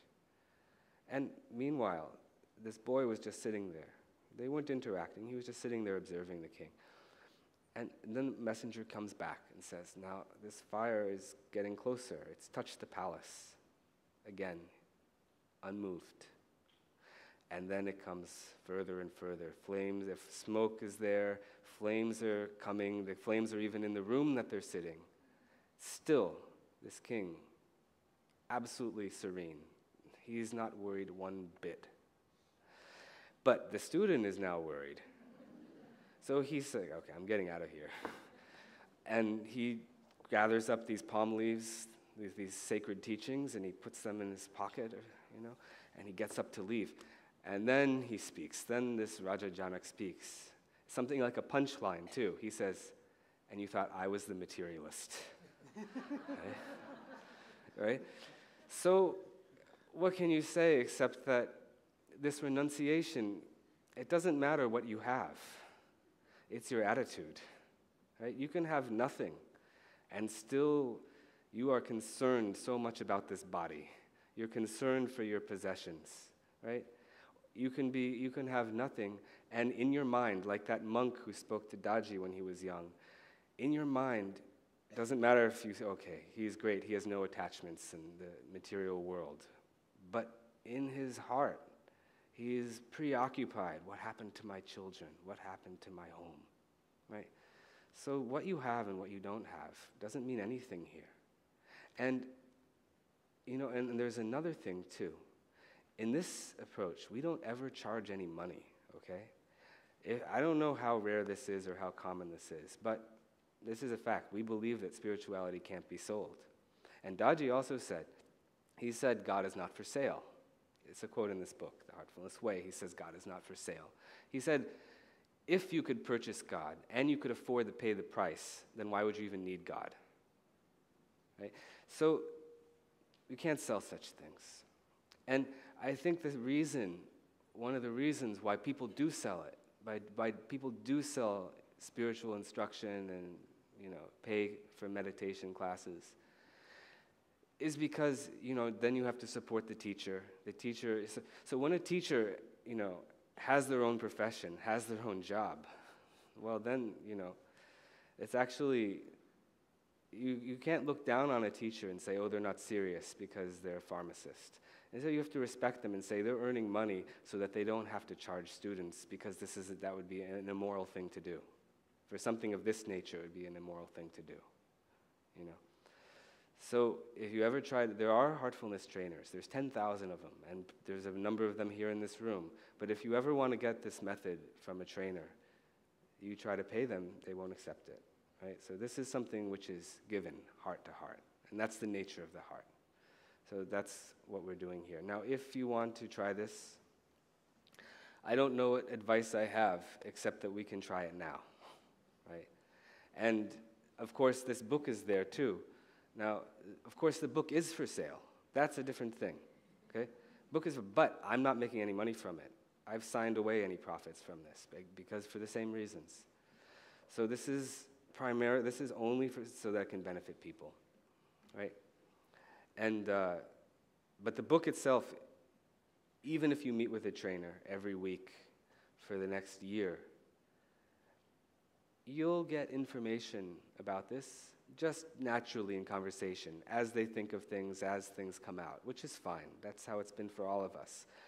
But at the same time, if you want all of the essential information about this practice, you want to understand its philosophy, or if you want tips on how to sit, how to meditate, how exactly these practices work, you'll find them all in one place, consolidated between these 200 pages or so. So that's the value of this book. It'll show you, number one, what the possibilities are if you want to practice, what you can hope for. And number two, it'll be a good sort of instruction book along the way, right? So with that said, now let's go into meditation. Enough talk. Except I have to explain the method. So bear with me for just another minute, okay? Here we meditate, this is heartfulness. So what do we meditate on? Heart. Heart. We don't just meditate on the heart, but we meditate on the presence of light in the heart. You can say light from the source. Source. You can say divine light, but something, light in the heart. Do you have to accept this? What if you don't believe that there's light in the heart? Take it as a hypothesis, okay? You don't have to take it as a belief, but as a hypothesis. Hypothesis is what? Something which you're willing to accept temporarily so that you can experiment with it and verify it later on. So take this as a hypothesis, something that remains to be verified, but at least you have an open enough mind to use this hypothesis for the experiment. And meditation is the experiment. And it is through meditation that we can get this verification of some essential presence within us. Right? Now, light. What do we do with this thought? My favorite definition, which I repeat again and again and again, of this description of this light is light without luminosity. Which means luminosity is like these bright lights, it's brightness. So light without any brightness. So it's like a contradiction, but it's not really a contradiction. All that it means is that this is not a visualization technique.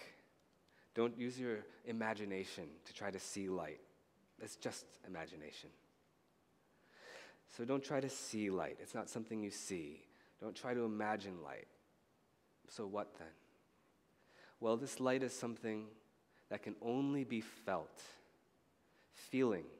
Okay, this is about feeling. And feeling is a broad thing. It encompasses emotion, it encompasses sensation, it encompasses everything. So this is about feeling. And as my friend pointed out the other day, have you ever, he asked a question, he said, have you ever received a Valentine's Day card in the shape of a brain? So the heart. Heart is the organ of feeling. It's where we feel things when we do feel things. So in order to feel this, we meditate here in the heart. So all that we do in meditation is we close our eyes and we just bring, in a very gentle way, we bring our attention to this heart. If we can't find our heart, it's okay, the chest area. And just see whatever it is that you may happen to feel. You just wait. Just wait. You don't, without any expectation, without, trying to, let me feel this, let me try to feel this. No, and it's an effortless thing. So just sit back, relax, and see what happens. That's all. See, that's why I told you when I first started meditation, I thought, how can this possibly do anything? There's nothing to this. Well, let's see. Now, so when I say, please start meditation, that's what we do.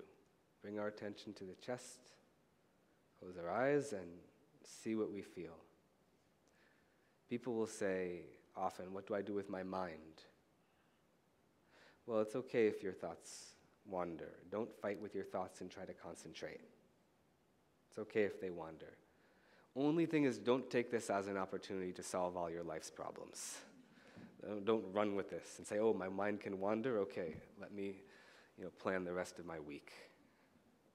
Okay. Before we meditate, I'll walk you very briefly through a relaxation method where I'll just guide you, like a guided meditation sort of thing. I'll just guide you through the whole body, helping everyone to relax. And then I'll say, please start, and we'll sit silently for about 15 minutes, and then I'll tell you when it's over. And let's turn off these cell phones, huh? I checked mine like 3 times. I left it back there because I didn't want to be the guy whose cell phone goes off after I'm telling you this.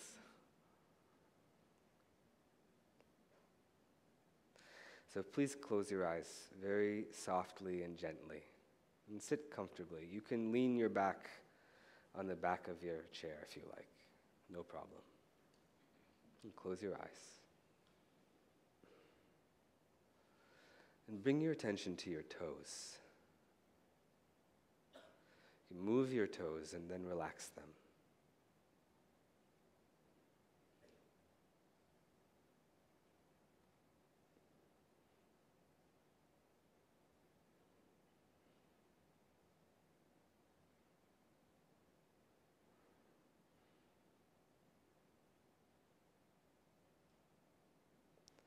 You can feel healing energy entering through the soles of your feet, entering into your feet from the bottom of your feet, and relaxing your feet. And moving gradually up your legs, relaxing your body as it moves upward. Relaxing your ankles.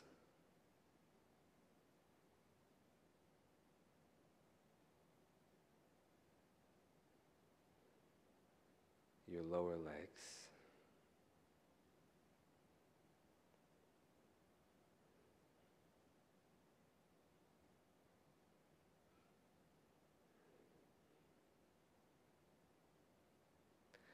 Relax your knees.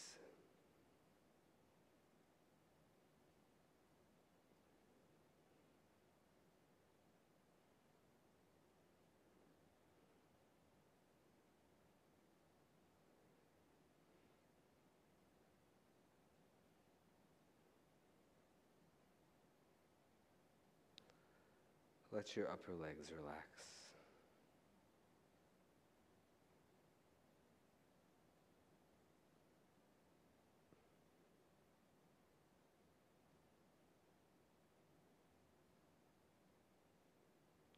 Relax your hips and waist.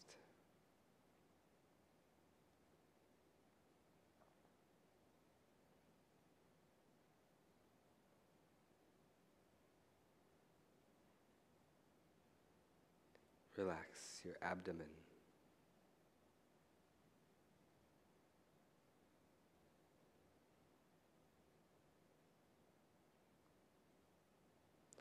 And all the muscles of your chest.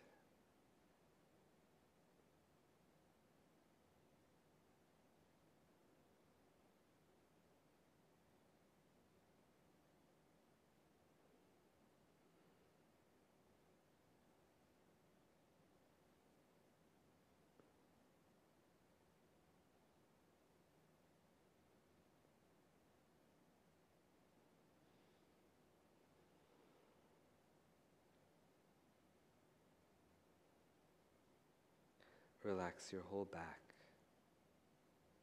And wherever your body is contacting the chair, relax that place. Sink into the chair.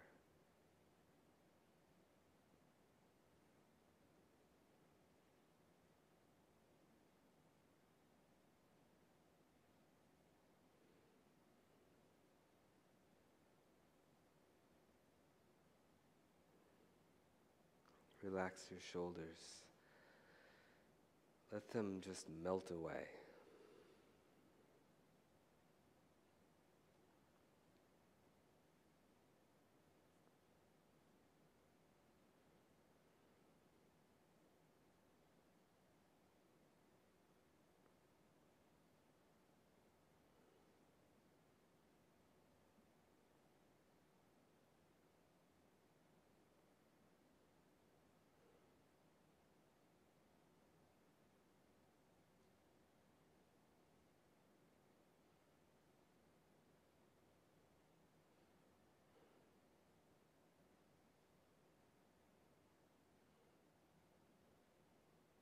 Relax your upper arms, triceps and biceps.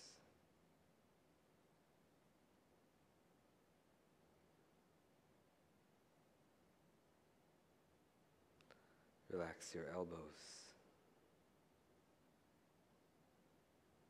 and all the muscles of your forearms.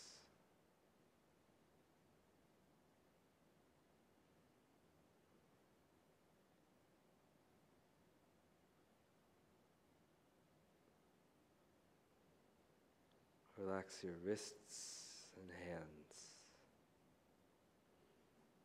your fingers and fingertips.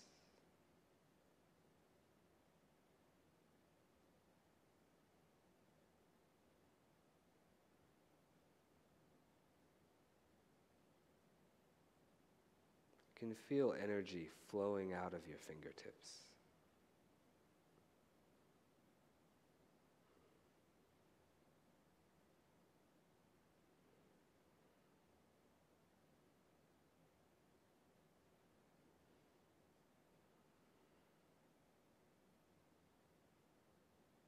Relax your neck.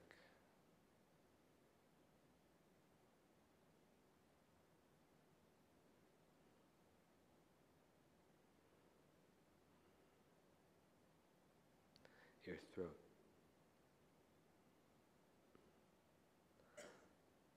Relax your jaws and mouth.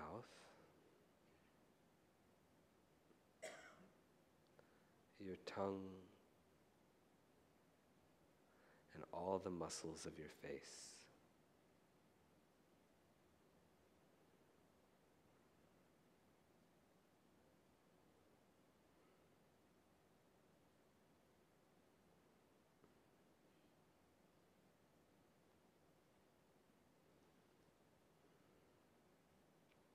Relax your eyes, eyeballs. Let there be a lot of softness around your eyes.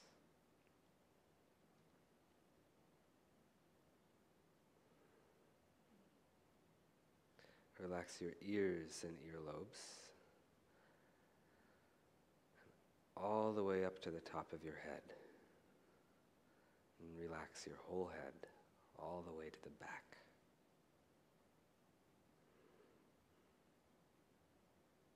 And very gently, gently scan your whole body.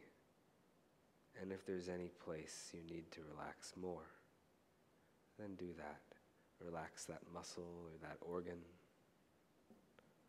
and allow the whole body to relax totally.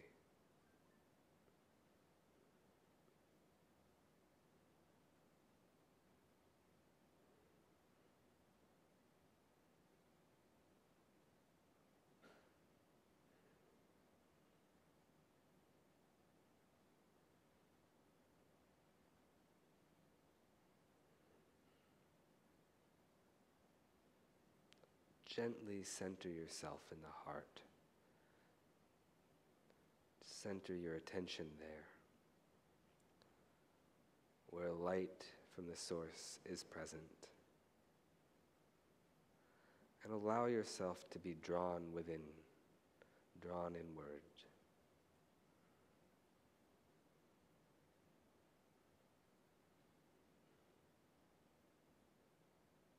Please start meditation.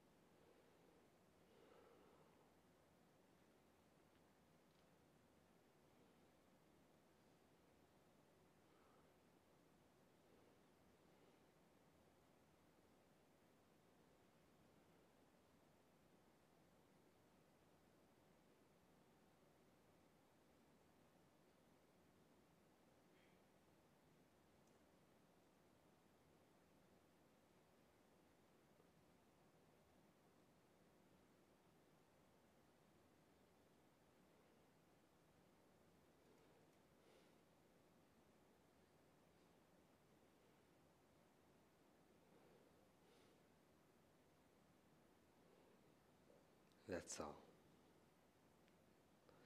But keep your eyes closed for 1 minute.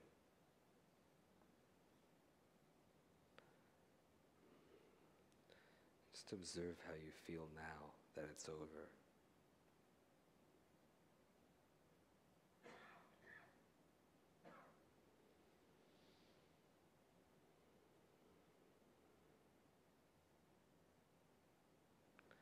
Remain still and just observe how you feel.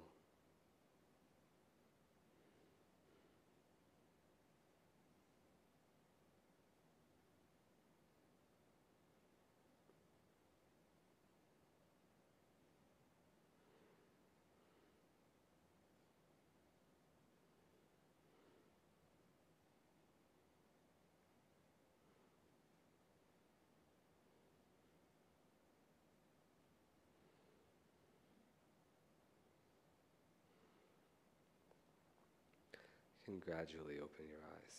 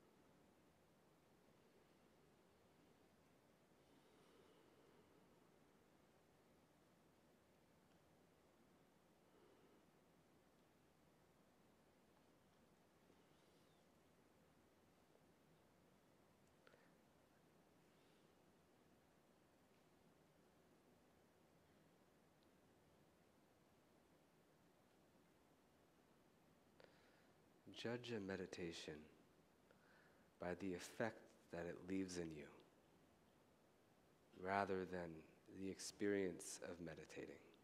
That's more important. You want it to create a meditative effect in you that you can then carry with you after it's done. So we have to come out of it gradually and not just fracture that state. And meditation itself, it can be rocky because it's a movement from here to there. So there's no stability in movement. But the state that it leaves us with, that's the key thing.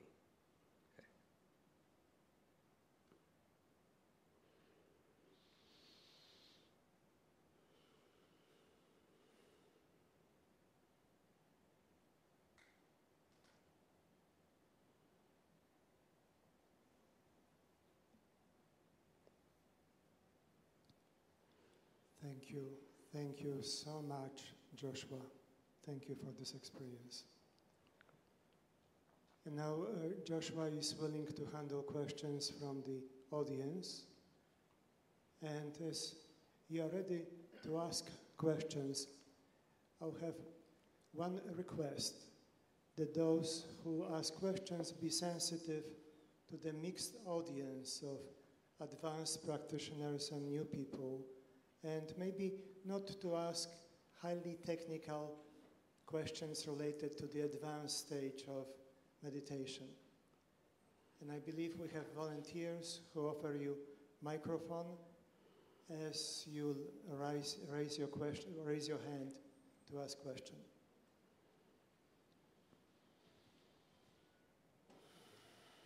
Yes, here in the first row, and gentleman in the first row.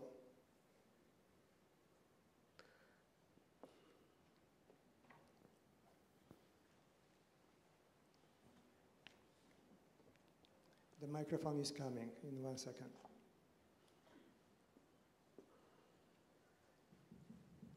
Yes, in the first row.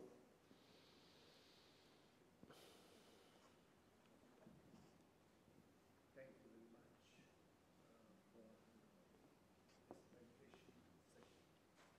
Felt something inside. Your case, calmness,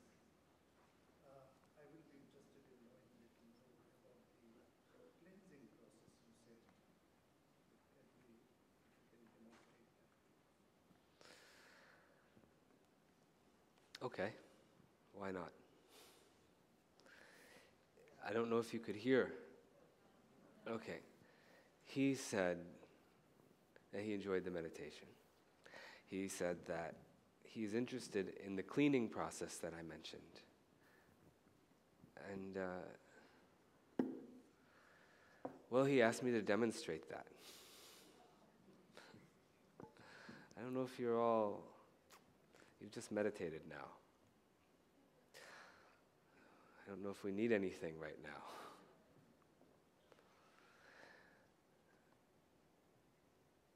I think that this is something which let's just continue in the state that we've created through this meditation right now, right? Without going into a second exercise.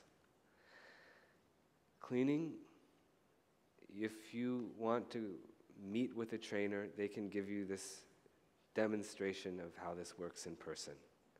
Or you want to read about it, it's there in the Heartfulness Way also. And you can find a trainer very easily. Heart spots, like Wi-Fi hotspot, but this is Heartspot. Okay, heartspots.org. You can find someone who's nearby you. They can show you this method. Method is there in the book. I'm not trying to just divert you here or there. I would like to show you, but maybe at the end of this session if there's time, because having just meditated, I don't want to just disrupt everything.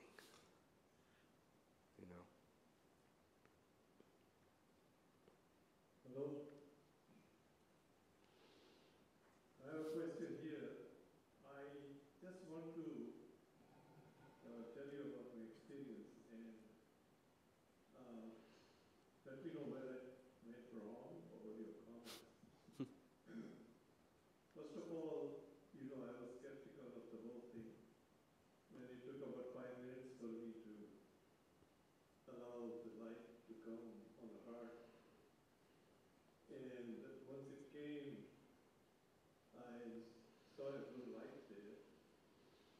And I was still feeling the love or bliss associated with that, though I expected it, until I allowed the God's love, bliss, and peace to come there.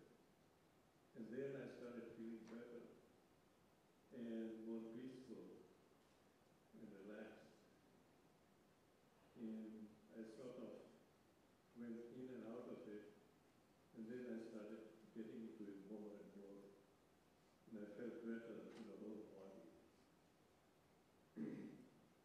And I was wondering whether, since this heartfulness, is it related to love or bliss? And whether there was a yogic transmission in this. Thank you. Thank you for sharing in such a detailed way, in a very sincere and open way, exactly what your mentality and attitude and experiences were. Believe me, I was also very skeptical when I first meditated. And it also took me a few minutes to get over that in my first meditation that I had. Well, anyway, first thing to understand is that this notion of whether we've done it correctly or incorrectly has no relevance.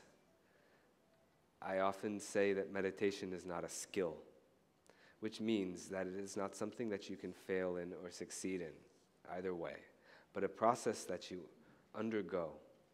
And this process takes you on its own journey. You don't have to do much of anything. You just automatically get taken along with this, with this flow. And you can compare it to going and jumping in the lake. And now you're all soaked, right? Can you be proud and say that you're really good at getting soaked? It's just because you were in the water. So, same way meditation.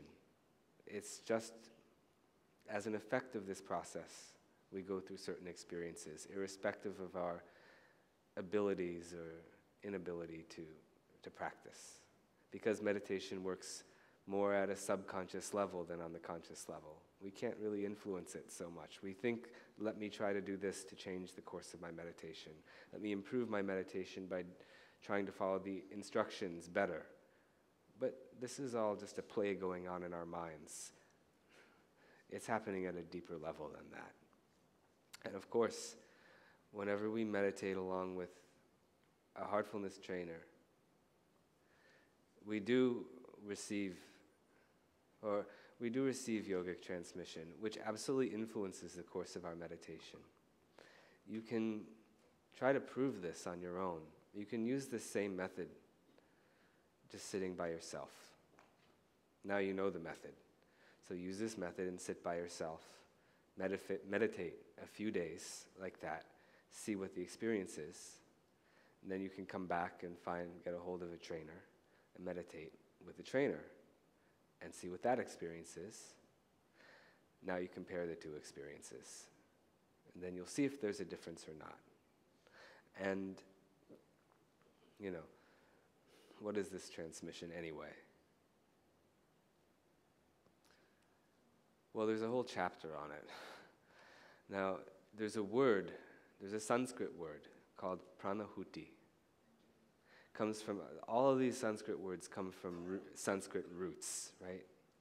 So you have one word which is prana. You have another word which is ahuti. So prana, I think, might be anyone who goes to yoga classes and does things with yoga mats. They'll know about this word prana because they often do these exercises called pranayama, right? These breathing exercises, pranayama exercises. So therefore, people often equate the word prana with breath, but actually it is not breath. Prana actually is more akin to life force. But it's not even life force. There's something that must support that life force. What is that based on? And maybe even underneath that, there's something that has to support that. Essence of the essence of the essence of the essence of the essence of the essence. So that ultimate foundation or base is something that there's actually another, I'm sorry for all the Sanskrit stuff, but there's also another reference to this in old yogic texts. The Kena Upanishad, there's something called pranasya pranaha. So this essence, pure essence, we can say, that if we say what is being transmitted, what is transmission, right? I'm speaking to you. Speech is transmission. Sound is transmission. So many things can be transmitted. Radio waves are transmitted, right? So something transmitted. What is being transmitted? This essence, right? And, of course, it's not as if you don't already have this essence within you. And this other word, ahuti, what does that? That means an offering. In almost every spiritual context, spiritual tradition, there is a theme where we make offering to the deity, right? No matter which religion it is, this idea of sacrifice or offering is there. In Christianity, I like this idea. In Christianity, it's reversed. Here in Christianity, you have the idea that God is there making an offering to humanity, right? Anyway, you can look at this in a similar way, where instead, pranahuti, this life essence, is being offered to us. It's coming from the source, like a hand outstretched, right? This profoundly influences our meditation. And that is my experience. For you, experiment with it and make your own conclusions from your own experience. Okay, you see what it does. You see if it affects your meditation. You see how it helps you or doesn't help you. Understand it that way. You see, often we understand that we don't feel the air around us, but when the fan is on or when a breeze comes, we feel the breeze. Then we feel the air. We say, right, air. So people can believe in life force. They can believe in divinity. They can believe in so many things, but you don't feel it. You don't experience it. You just believe in it. But then if that becomes somehow animated in a way that you can experience, then that's a different story. So this is something which is invoked by someone who can invoke it. And these trainers, there's nothing so special about any, average Joes from the street. Nothing at all, nothing special about any one of these trainers. Yet they can invoke this because they've been prepared by somebody who can really invoke it. So somebody who can really invoke this source on our behalf, just, okay, you can do it too. Prepares those people. Those people are heartfulness trainers, and now, because, shouldn't have to, we should be able to experience this at our homes. And there's even an app, like Uber for meditation. Really, it's called Let's Meditate. It's a free app. You download this app, and if you feel, you can meditate. See, we don't only meditate with trainers. We meditate daily on our own. That's important. But sometimes we get the support of trainers. Sometimes we go. And they're always there available.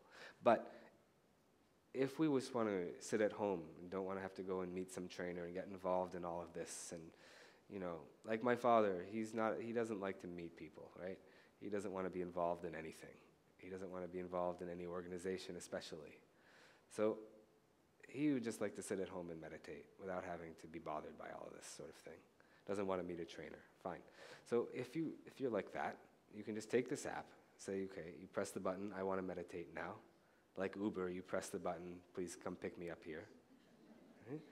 And then someone somewhere else in the world, some heartfulness trainer sitting in India or sitting in Europe or somewhere in the US, gets a little notification, like the Uber driver. They say, this person wants to meditate. Okay, then we'll meditate. And they hit the button, start now. And it works like that too. Again, you try it and see for yourself, right? Question over there in the back. Okay, right here.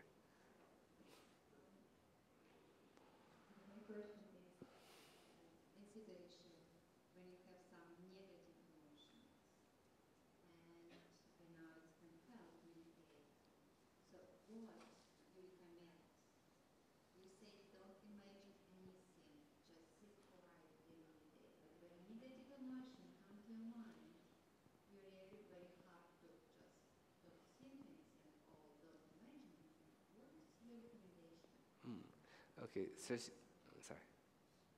she asked about, okay, sitting in meditation, feeling something, but what happens if what you feel is a negative emotion? What do you do with that?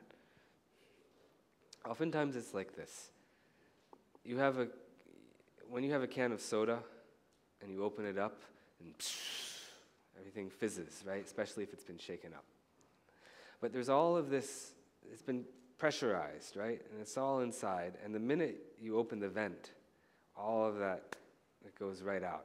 That carbon, it just comes to the surface. So a similar thing can happen when we meditate. Things that we are harboring inside, they're just been pressurized. We're all pressurized, And so there we are, and it was so pressurized all the time. Now we sit meditation, everything opens up. We open up. Right? We go to the heart, we go to feeling. Sometimes there's so many feelings we don't even want to feel them. We close that heart so we don't have to experience these things. But now we're opening it. All of a sudden, a vent is open. All that carbon, right? All these things that we've been harboring inside, now they rush to the surface. But they're only rushing to the surface to leave. Because if you leave that carbonated drink unattended, you leave it open for 6 hours, you taste it and you'll say, what's wrong with this? No more fizz. So the same thing, when it comes to the surface, yeah, you experience it. And you think, what's happening?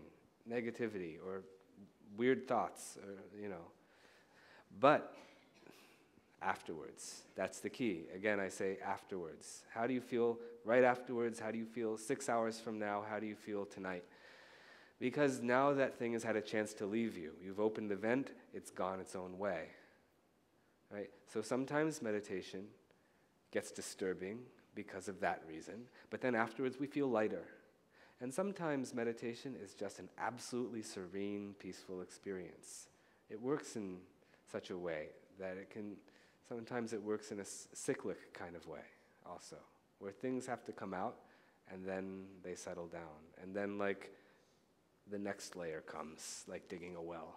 Then the next layer comes. So like that, we become progressively lighter and lighter, more empty and more empty inside. Empty in this positive sense, meaning that we're not harboring and holding on to these things. So it's okay. Anything that happens, therefore, in meditation is good. The process is positive. Your experience of it can be like anything, depending on whatever we've brought with us. But it's always good. Right here. Oh.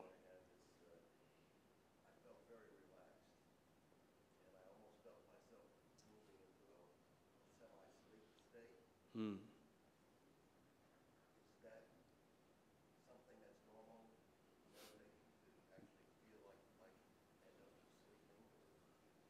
Yes, okay.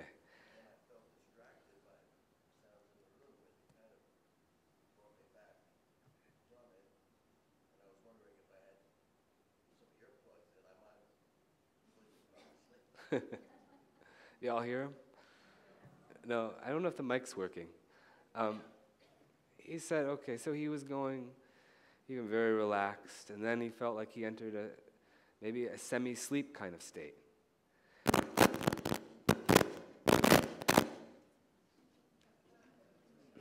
And then he said some noises came,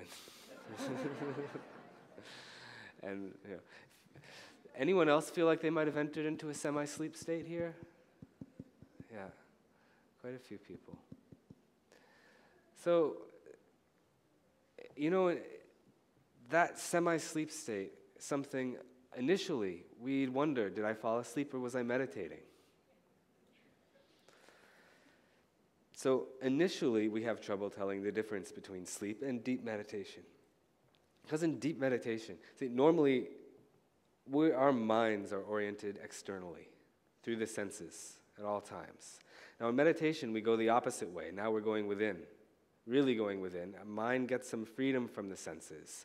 And now we're going and exploring the inner world, the inner universe. So in a way, it resembles sleep in that sense. Because now you're in here, not out there. You maybe lose some awareness of what's happening out here during the course of meditation. So we wonder, did I fall asleep? And of course the relaxation also. So best way to tell, at least initially, best way to tell, is how do you feel afterwards? Do you feel like, oh, I need some coffee, I need to wake up, just groggy and like that? Right? And also, how easy is it? Maybe some it's easy, but generally I don't think it's so easy for us to just sit for 10 minutes in a chair, like this, and just be in that completely relaxed state where we think, was I asleep or not?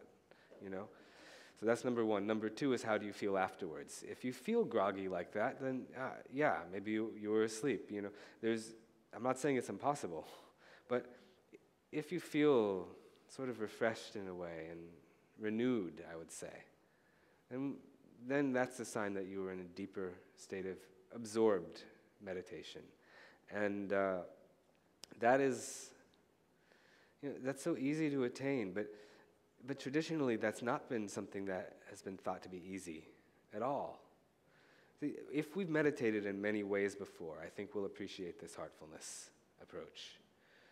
If we haven't meditated, we still may appreciate it. But those who have really appreciated it, I think, are people who've spent years meditating in other ways, because they see how easy that is to attain some of these states.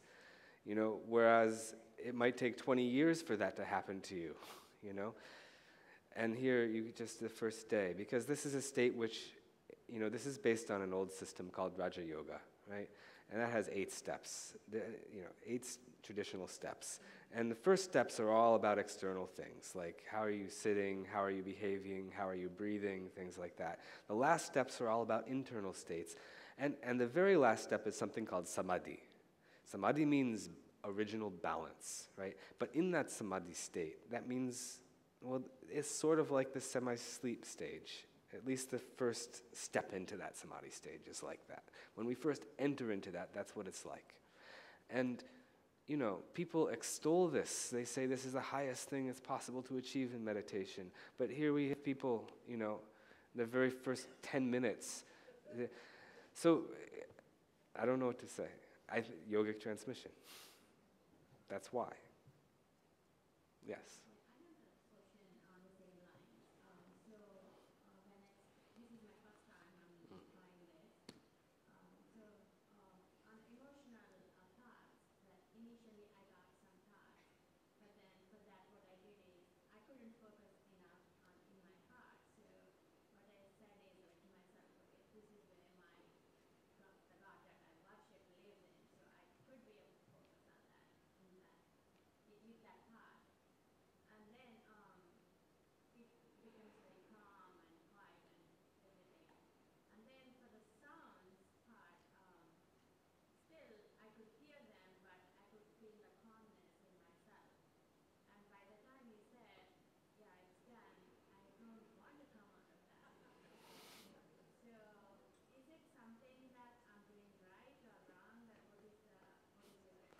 I think it's a beautiful experience.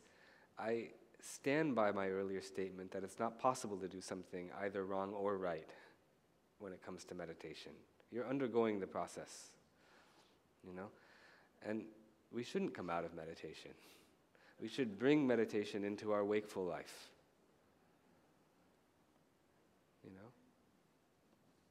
Thank you. Yes, a question. Here is a question. Here? Oh. Yes, I have a question. Where are you? You've been practicing for some time and you feel like you've stagnated or plateaued. Is there any methodology or any questions? Yeah. This is another feature of transmission. You can't plateau. The journey, you keep moving. Always you keep moving in this. There are many stages in this journey, well-defined stages, which everyone passes through. It's like you're taking a train, and they're all the same stops along the way, and each station you stop. Now, how long do you stop at the station? That's the only thing. So sometimes I think we can arrive at a station and just stay there and think, okay, I've reached the destination. This is the ultimate thing. But transmission, when you have transmission plucks you out of that station and saves you from just staying there forever and being satisfied. Right? So it keeps you moving from stage to stage to stage. But at each station, at each stage in this journey, there does come a time when you start feeling nothing. And then you can wonder. There's a certain stages, right?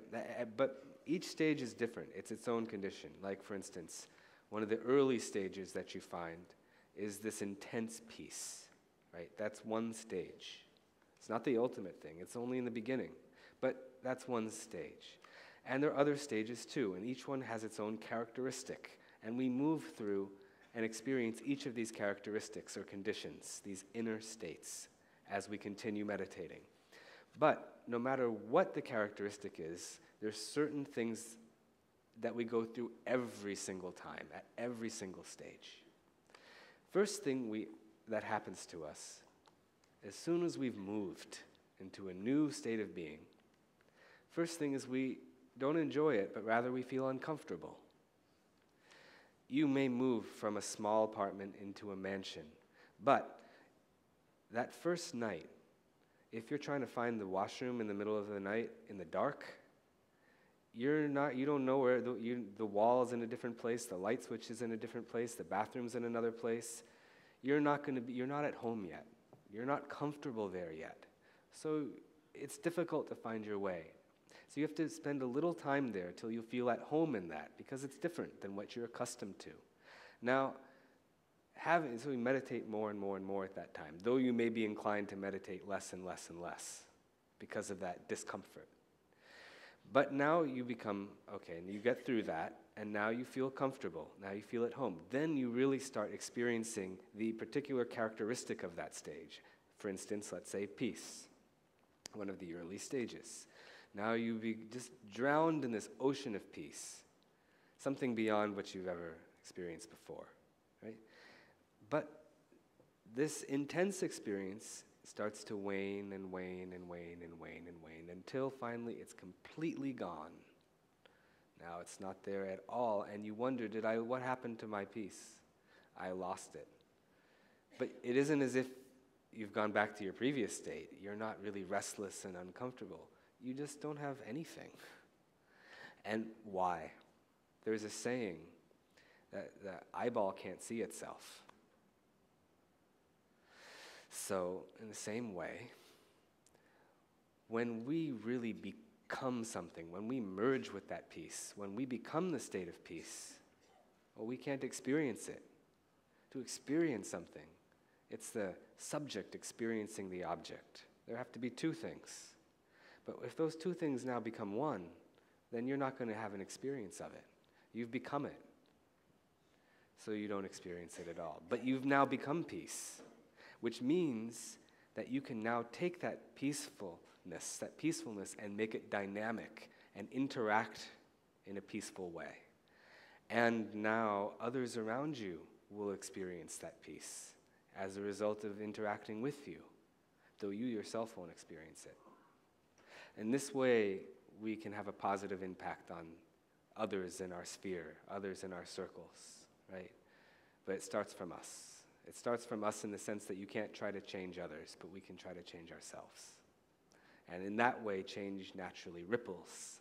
So that's what happens. And then when we're feeling that nothingness, that nothing's happening at all, then that's when all of a sudden this transmission acts in a new way and picks you up and puts you in the next place, next station. And the journey proceeds like that.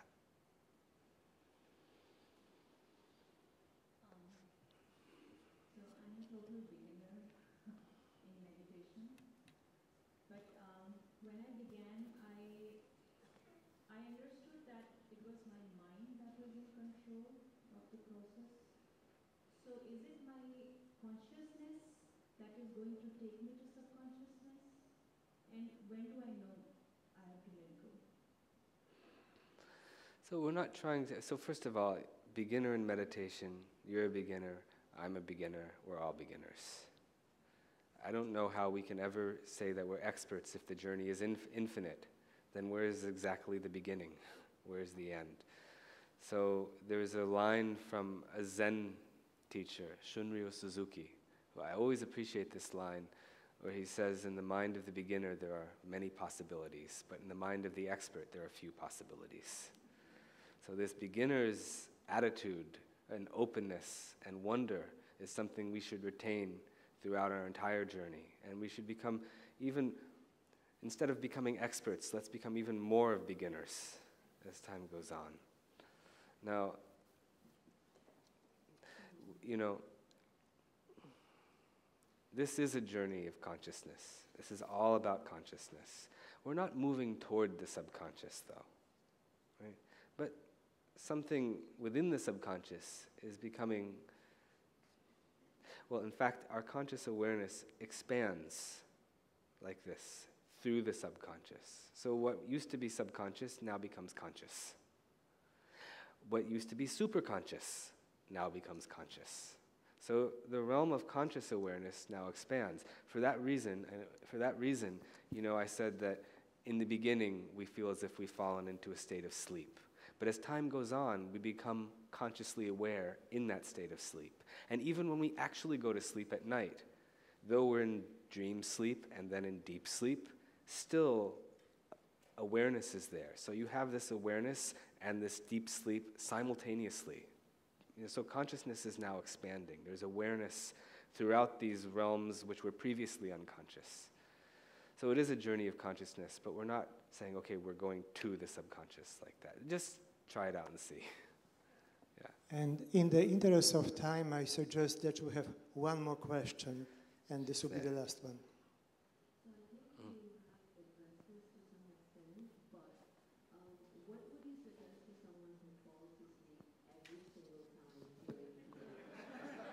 Congratulations, you don't have insomnia.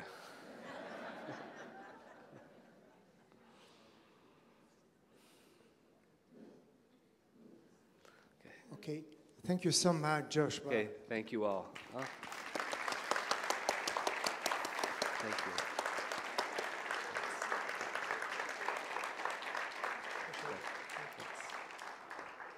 So as we are approaching break, but don't leave yet, couple of items. First, in your bag, there is an evaluation form, very, very important for us, which definitely will ask you to fill out and give us as you exit. But if you feel like doing this, now would be great. The second thing is that we are very grateful for donations, and you can recognize people who donated by wearing these beautiful red things on the collar. And please remember that, as Joshua said, this is an organization which doesn't ask for money. Yet this is an organization which is non-for-profit, supported purely by volunteers and by donations. So if you feel like giving donations, this is the table in the back of the room, and this is the place.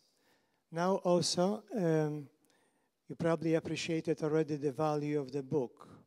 And extra copies of the books are for sale. It's a great opportunity to buy one or two for your father, maybe for your graduate. This is beautiful gesture to somebody who is entering the so-called real world. Maybe have curiosity about other real world. Why don't you give to your friend to support your friendship? And give also to your enemy so they feel the allness. And you have a refreshment on the back. Yes, this is pretty much. So we'll be having a break for 15 minutes. Remember purchasing a book. Remember donation if you feel like. Enjoy refreshments. And please be here exactly after 15 minutes because we have this beautiful music waiting for us. Thank you very much. Thank you. Thanks. Appreciate it. I apologize, I took your place. You were supposed to sit. Doesn't matter. but I'm older, you know. Thanks so much.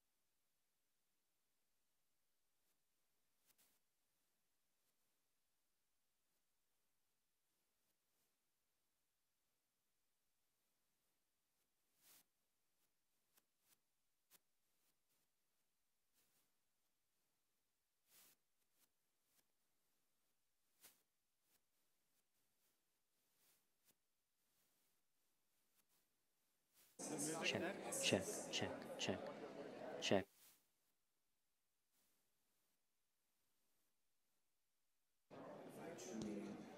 Check, check.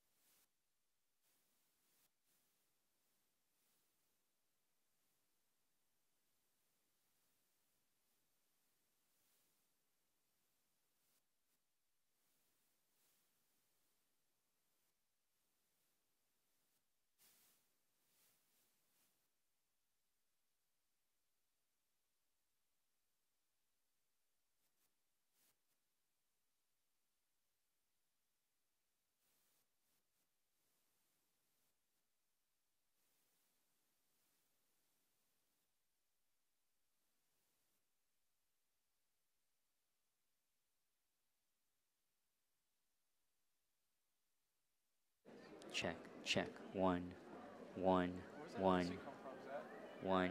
Sorry? Where was the hissing coming from? That wasn't hissing. It was RF interference. The one time was probably a guy, police car or maintenance guy with the radio. Do you remember how it went up and went down? He was driving by or walking by. And then the other time, the guy turned it off. Yeah, so you know what that happens. So what am I going to do? There's nothing I can do. I tried to mute him, but luckily he turned it back on quick enough. Check, check, check, check. Turn it off, turn it back on. Yeah.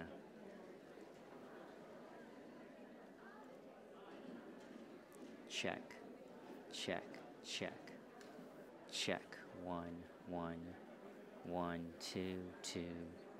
One, one, two, two. See? Somebody turned it off. Watch what happens.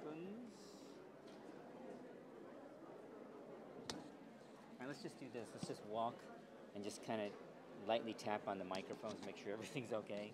So I'm gonna unmute everything.